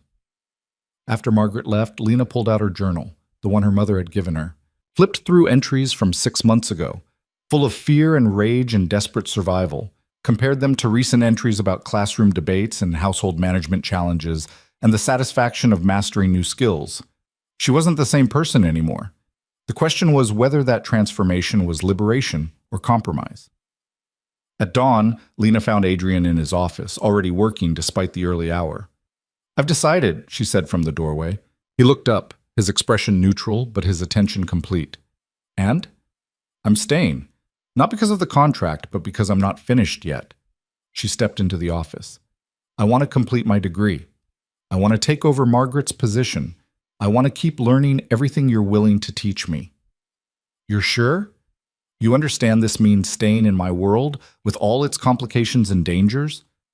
I understand better than I did 6 months ago, and I choose it anyway. Lena met his eyes.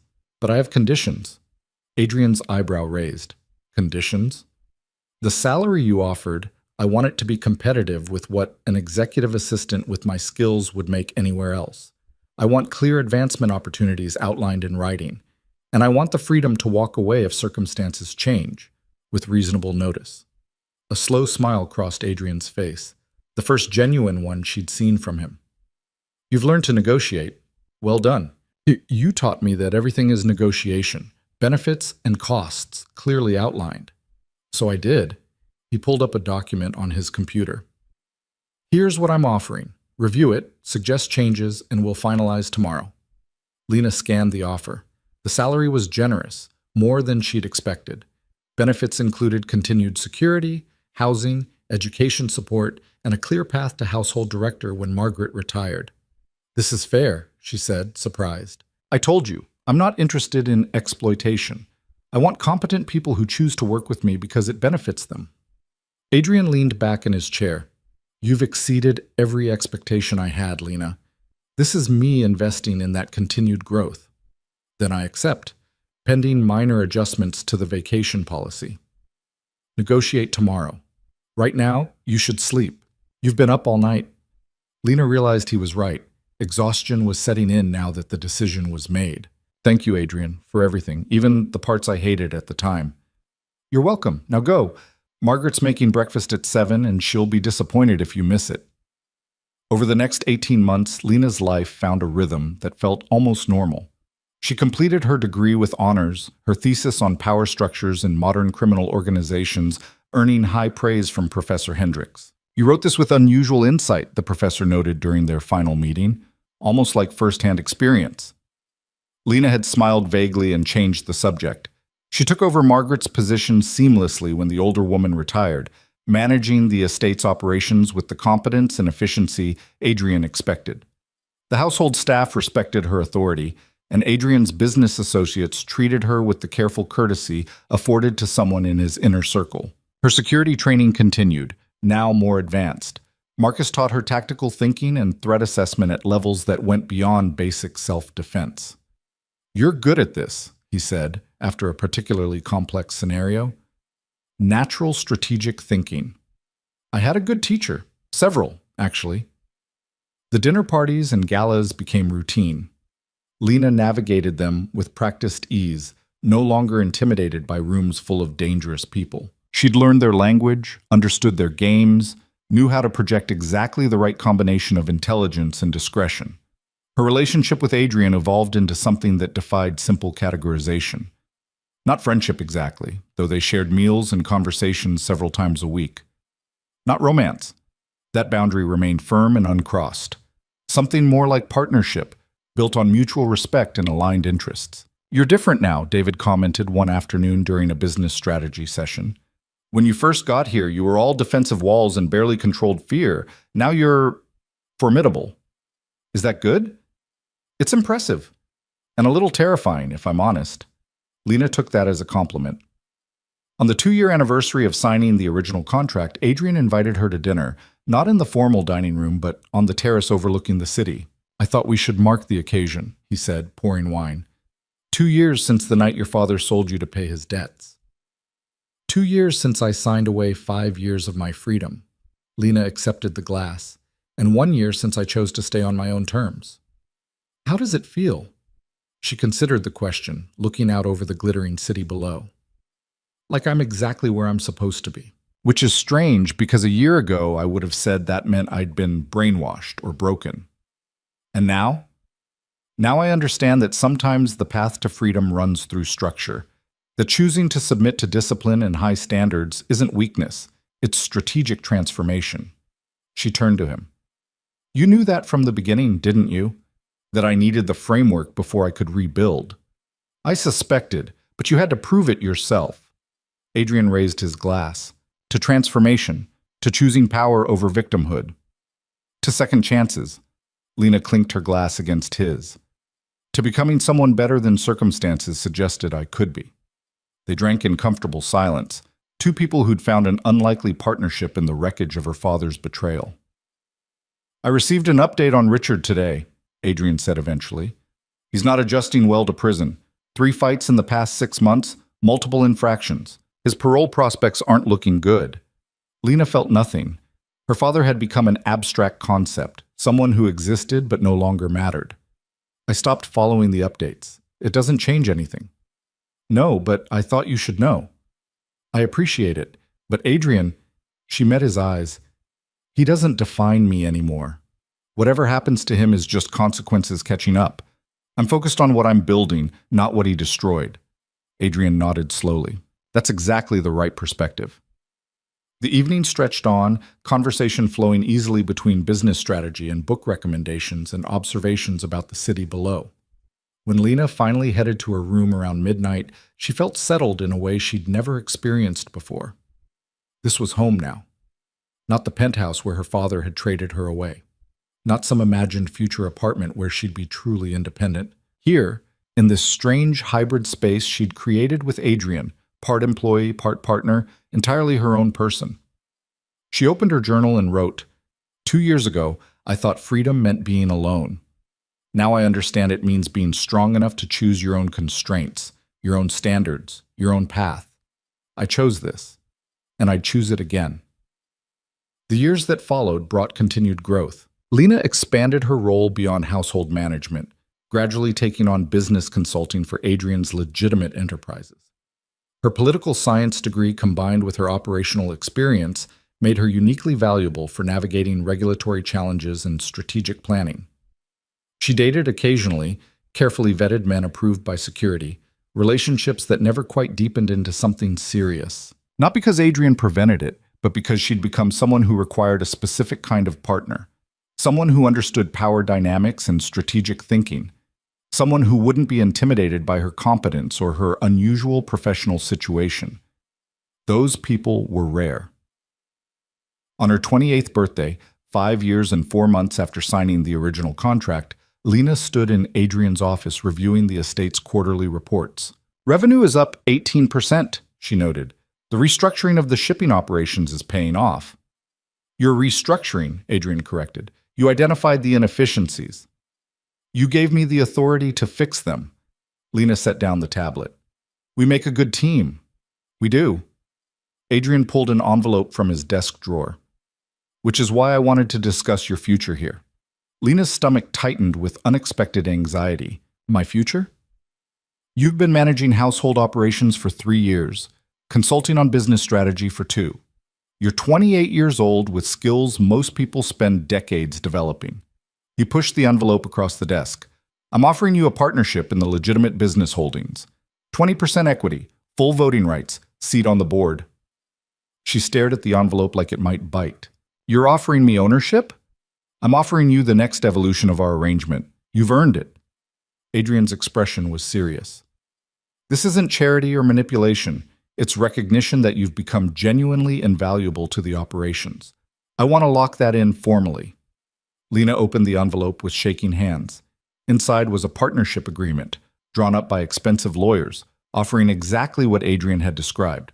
20% of companies worth tens of millions. This is... She couldn't find words. "Life-changing, I know. Take time to review it. Have your own lawyer examine the terms. Make sure you're comfortable before signing anything. You realize this is more than the settlement from the original contract would have been? The original contract was about settling your father's debt and giving you space to rebuild. This is about rewarding excellence and securing continued collaboration." Adrian stood and moved to the window, his familiar thinking position. "You could walk away now, Lena. Take the settlement. Start over somewhere else. Never look back. Or you can stay, build something extraordinary, and own a piece of the empire you've helped create." This is real? Not another test or transformation exercise? This is a legitimate business offer to someone who's proven herself invaluable. He turned to face her. "The girl your father sold 5 years ago is gone. The woman you've become deserves partnership, not employment." Lena felt tears prickling her eyes, not from sadness, but from the overwhelming weight of being seen, being valued, being offered something she'd never imagined possible. "I need to think about it," she managed. "Of course. Take whatever time you need." She spent a week reviewing the agreement with lawyers, running scenarios with David, discussing implications with Margaret. Every professional she consulted said the same thing. It was a generous offer with no hidden traps, exactly what it appeared to be. The only question was whether she wanted to tie herself to Adrian's world permanently. Because that's what partnership meant. Not a contract with an end date, but a permanent stake in everything he'd built. On a quiet Sunday afternoon, Lena found herself back in the library, surrounded by books that had become old friends. She pulled out the Maya Angelou collection Adrian had given her that first month, reading Still I Rise again. "You may write me down in history, / with your bitter, twisted lies, / you may trod me in the very dirt, / but still, like dust, I'll rise." Her father had tried to write her story. Daughter sold, daughter owned, daughter broken. But she'd written a different ending, had risen from the ashes of his betrayal and built something he'd never imagined she could. That evening, she knocked on Adrian's office door. "I've reviewed the partnership agreement," she said. "I accept." Adrian's face showed the closest thing to genuine pleasure she'd ever seen from him. "You're sure?" "Completely. You gave me a foundation when I had nothing. Now I'm choosing to build on it with you as an actual partner. Lena stepped forward and offered her hand. Thank you for seeing potential in someone everyone else saw as a victim. He shook her hand, his grip firm and warm. Thank you for exceeding every expectation and becoming someone worth partnering with. They finalized the paperwork the next day. Lena signed her name, steady and strong now, no trembling, and became a minority owner in a business empire most people didn't know existed. That night, she stood on her terrace. Not the estate's terrace, but the one attached to the private suite she'd moved into when her role evolved beyond employee. Looked out over the city that had witnessed her transformation. 5 years ago, she'd been broken, betrayed, sold like property. Now she was educated, financially secure, skilled in ways that mattered, and a partner in a powerful organization. The journey from victim to victor had been brutal, complicated, and nothing like she'd imagined. But standing here now, Lena couldn't regret it. Every challenge had forged her into someone stronger. Every restriction had taught her something valuable. Every uncomfortable moment had pushed her to grow. Her phone buzzed, a text from Cassidy. Just got engaged. Dinner next week to celebrate? Bring that mysterious boss of yours if he's as interesting as you claim. Lena smiled. She'd maintained threads of normal life throughout her transformation. Friendships, interests, connections to the world beyond Adrian's estate. Had learned to balance the extraordinary with the ordinary. She texted back, "Congratulations, I'll be there. And I'll ask Adrian, though no promises on interesting." Another text came through, this one from David. "Partnership papers are filed. Congratulations, boss." Well earned. Boss. The word felt strange and right simultaneously. A knock at her door interrupted her thoughts. Adrian stood in the hallway, looking almost casual in dark jeans and a sweater. "Wanted to make sure you're all right," he said. "Big day." "I'm more than all right. I'm settled. Like everything has finally clicked into place." "Good." He paused, then added, "I'm proud of you, Lena, for everything you've become." The words, sparse as always from him, meant more than any grand speech. "I'm proud of me too. For the first time in my life, I'm genuinely proud of who I am." "As you should be." Adrian turned to leave, then looked back. "Your father made parole hearing next month. Thought you should know." "Will he get it?" "Unlikely, but possible." Lena considered that. 5 years ago, the thought of her father being released would have terrified her. Now she just felt mild curiosity. "Let me know if he does. I want to be prepared, but I'm not scared anymore." That's growth. After he left, Lena returned to her view of the city. Somewhere out there, her father sat in prison, paying for his choices. She'd spent years angry at him, then grieving him, then finally reaching indifference. He'd meant to destroy her. Instead, he'd set in motion a transformation that had made her stronger than she'd ever imagined possible. The irony wasn't lost on her. Over the next 2 years, Lena's partnership role expanded. She took on more strategic projects, traveled occasionally for business meetings, built a reputation in certain circles as someone who got things done with efficiency and discretion. Her relationship with Adrian remained professional but warm. They'd developed the kind of shorthand that came from years of working closely together. They challenged each other, trusted each other, functioned as genuine partners in ways that had nothing to do with the contract that had brought them together. On a crisp October morning, 7 years after that fateful night in the penthouse, Lena's phone rang with an unknown number. She almost ignored it, but something made her answer. "Is this Lena Hart?" An unfamiliar woman's voice. "Yes. Who's calling?" "I'm Dr. Sarah Chen from Westview Prison. I'm calling about your father, Richard Hart. He's been hospitalized with a severe heart attack. The prognosis isn't good. He's asking for you." The words settled like stones. Her father, dying, asking for her after 7 years of silence. "I see," Lena said carefully. "What's the timeline?" "Hours, possibly, a day at most. I understand the circumstances are complicated, but I thought you should know. Thank you for calling. I need to think about this." After hanging up, Lena sat motionless, processing. Her father was dying. The man who'd sold her, who'd tried to kidnap her back, who'd spent 5 years in prison for what he'd done to her. She felt nothing. No grief, no anger, not even satisfaction. Just a distant acknowledgement of information received. Adrian found her in her office an hour later. You look shaken. What happened?